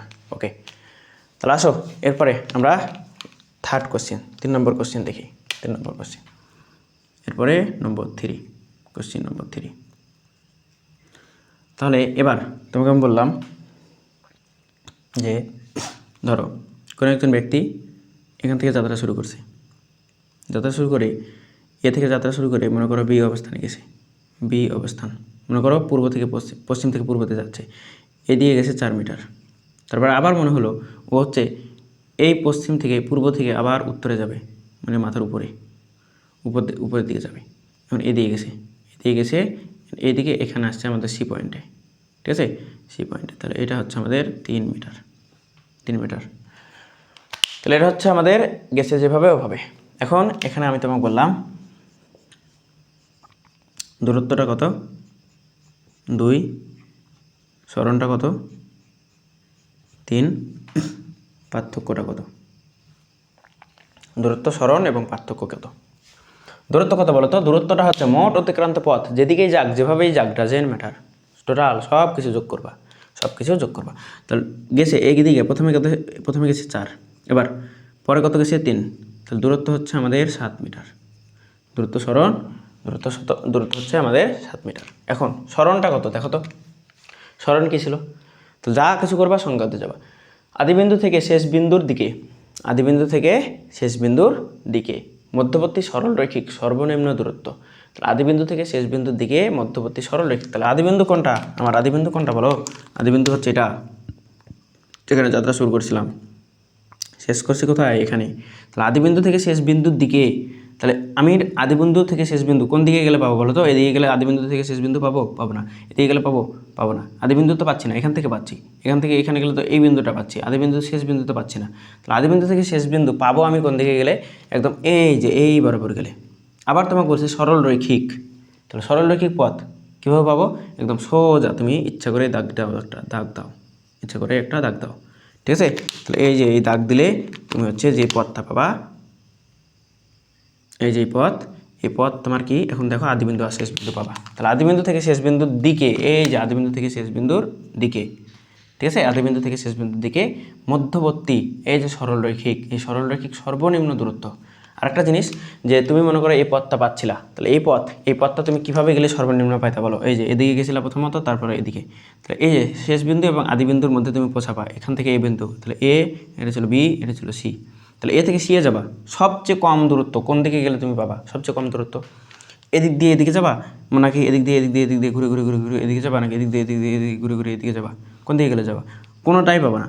এগুলো তো আরোই হবে না, সরন্ত বক্রপথ জীবনেই হবে না, ঠিক আছে। তাহলে একদম সোজা গেলে তুমি সবচেয়ে কম দূরত্বতে যাবা, সবচেয়ে কম দূরত্ব, এ কারণে সোজা দাগ দিবা, ঠিক আছে। তাহলে সোজা দাগ দিয়ে আমরা হচ্ছে একদম এই যে সরলরৈখিক সর্বনিম্ন দূরত্ব পেয়ে গেছি, তাহলে এটাই আমাদের সরণ নির্দেশ করে। এখন এই সরণ কী আসলে বলো তো? এই যে এটা আমাদের অটোমেটিক একটা সমকোণী ত্রিভুজ হয়ে গেছে। তাহলে সমকোণী ত্রিভুজের আমাদের যে বড় বাহু, ওটাকে বলা হয় অতিভুজ। ওটাকে কী বলা হয় ভাই? ওটাকে বলা হয় অতিভুজ, মনে থাকবে। সমকোণী ত্রিভুজের বড় বাহুটাকে বলা হয় অতিভুজ, এবং যে এটাকে বলা হয় লম্ব। আমি লম্ব, অতিভুজ এগুলো ত্রিকোণমিতিতে শেখাবো, আপাতত বুঝো এটা হচ্ছে লম্ব, ঠিক আছে। আর এটা হচ্ছে আমাদের ভূমি, আর এটা হচ্ছে আমাদের অতিভুজ। এই অতিভুজটাই তো আমাদের নির্ণয় করতে হবে, তাই না? তাহলে অতিভুজটাকে আমি যদি সি ধরে নিই, ছোটো হাতে সি, এটাকে যদি আমি এ ধরে নিই, এটাকে যদি আমি বি ধরে নিই, বি ধরে নিই, তাহলে আমরা যেটা পাবো, পিথাগোরাস বলে গেছে আমাদের, বিজ্ঞানী পিথাগোরাস বলে গেছে যে অতিভুজের স্কোয়ার সমান সমান হবে অতিভুজের স্কোয়ার সমান হবে লম্ব স্কোয়ার প্লাস হবে ভূমি স্কোয়ার। তাহলে তা আমাদের সিটা লাগবে শুধুমাত্র। তাহলে এদিকে স্কোয়ার আছে, ওদিকে গিয়ে কী হবে, রুট হবে। ঠিক আছে, এটা স্কোয়ার আছে, ওদিকে গিয়ে কী হবে, রুট হবে। তাহলে এখান থেকে তুমি কী পাবা, মানটা বসাও।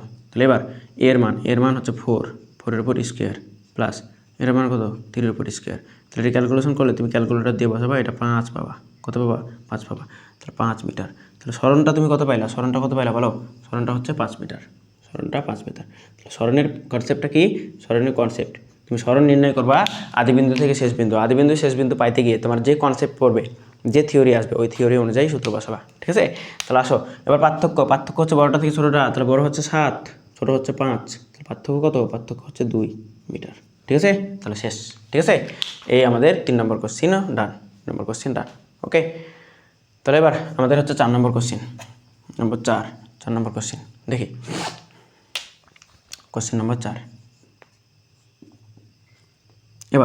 এবার যে কোশ্চিনটা, সেটা মনে করো আমি তোমাকে বললাম এটা বৃত্তাকার পথ। এই বৃত্তাকার পথের এই মনে করো একটা ব্যাসার্ধটা হচ্ছে দেওয়া আছে 2 মিটার। এই 2 মিটার ব্যাসার্ধ নিয়ে তুমি মনে করো বান্ধবীকে নিয়ে ঘোরাচ্ছ হাত ধরে। ঠিক আছে, তাহলে এখানেই তোমার প্রথম কোশ্চিন, দূরত্বটা কত, দ্বিতীয় কোশ্চিন সরণটা কত, তৃতীয় কোশ্চিন পার্থক্যটা কত। তাহলে দূরত্ব কি বলো তো, মোট অতিক্রান্ত পথ, ভালো মতো বোঝো। মোট অতিক্রান্ত পথই হচ্ছে কি, দূরত্ব। তাহলে মোট অতিক্রান্ত পথটাই তার কি নির্দেশ করবে, দূরত্ব নির্দেশ করবে। তো এটা হচ্ছে কি ধরনের পথ বলো তো, এই যে দেখো ভালো মতো বুঝো, এখান থেকে যাত্রা শুরু করে আবার এখানে ফিরে আসতেছো, এখান থেকে যাত্রা শুরু করে আবার এখানে ফিরে আসতেছো, এটাই তো বোঝাচ্ছে, তাই না, বৃত্তাকার পথ। তাহলে বৃত্তাকার পথের এক জায়গা থেকে যাত্রা শুরু করে এক জায়গায় তুমি চলে আসতেছো। এখান থেকে মেনশন করা উচিত যে যাত্রাপথে একবার ঘূর্ণন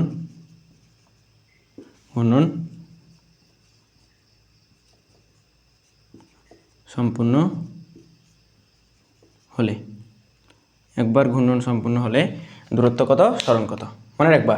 এই যে দেখো ঘূর্ণন, তাহলে যেখান থেকে যাত্রা শুরু সেখানেই, এটা আসলে একটা বৃত্তাকার পথ। তাহলে মোট অতিক্রান্ত পথ কোনটুকু বলো তো, এখান থেকে যাত্রা শুরু করছিলা, এখান থেকে গিয়ে তারপরে এখানে গিয়ে তারপরে এখান থেকে এইখানে আসছো। তাহলে এটা একটা বৃত্তাকার পথে মোট অতিক্রান্ত দূরত্ব এইটুকু আসলে কি বলো তো, এটা হচ্ছে বৃত্তের কেন্দ্র। আর এই জিনিসটাকে বলা হয় পরিধি। কি বলা হয়, পরিধি, বুঝছো? এই জিনিসটা কি, পরিধি। তাহলে পরিধির সমান দূরত্ব হবে না, তাহলে টোটাল একবার ঘুরে আসতেছে, তার মানে পরিধির সমান ঘুরে আসতেছে। তাহলে দূরত্বটা হবে আমাদের 2πr, বুঝছো? দূরত্বটা কত হবে, দূরত্ব হবে আমাদের 2πr। এখন আর এর মানটা আমাদের সুন্দর মতো দেওয়া আছে, দেখো আশা করি বুঝছো জিনিসটা। তাহলে আর এর মানটা সুন্দর মতো দেওয়া আছে, তাহলে 2π ইন্টু আর এর মানটা বসাও, আর এর মানটা হচ্ছে 2 দেওয়া আছে, তাহলে এখান থেকে 4π ক্যালকুলেশন করলে তুমি 12 কত পাবা, 56 পাবা। ঠিক আছে, 12.56 পাবা। তাহলে 4 ইন্টু পাই 12.56, 12.56 মিটার। এবং সরণটা কত হবে, সরণ দেখো তো, আদিবিন্দু থেকে শেষ বিন্দুর দিকে সরলরৈখিক সর্বনিম্ন দূরত্ব, এখানে কি কোনো সরলরৈখিক পথ পাচ্ছ, বৃত্তাকার পথ পাচ্ছ, তার মানে এখানে সরণ নেই। এটা একটা লজিক হতে পারে, অথবা যেই জায়গা থেকে যাত্রা শুরু করছো সেখানেই ফিরে আসছো। দেখো এখান থেকে যাত্রা শুরু করে এখানেই ফিরে আসলা, তার মানে আদিবিন্দু যেটা, শেষ বিন্দু সেটা, তার মানে সরলরৈখিক কোনো পথই এখানে পাওয়া সম্ভব না। তার মানে সরণটা কত, সরণটা হচ্ছে 0। তাহলে সরণ কত, সরণ হচ্ছে আমাদের 0। ঠিক আছে, তাহলে সরণ 0। তার পার্থক্য কত বলো তো, পার্থক্য বড়টা কোনটা, বড়টা হচ্ছে 12.56 মাইনাস হচ্ছে 0, তাহলে এখান থেকে আমাদের 12.56 এত মিটার। ঠিক আছে, তাহলে এটা হচ্ছে আমাদের অ্যান্সার, বুঝছো? এটা অ্যান্সার বুঝা গেছে নাকি, চাই নাই বলো? তাহলে বৃত্ত শেষ।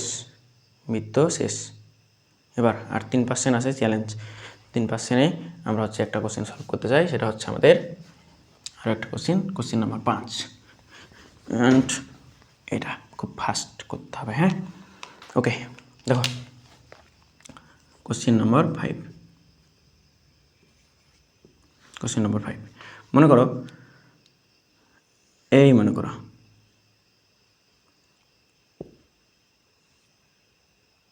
এখানেও ব্যাসার্ধটা হচ্ছে 2 মিটার, ঠিক আছে। এবার অর্ধবৃত্ত পরিমাণ, এখানে অর্ধবৃত্ত পরিমাণ বা হচ্ছে একবার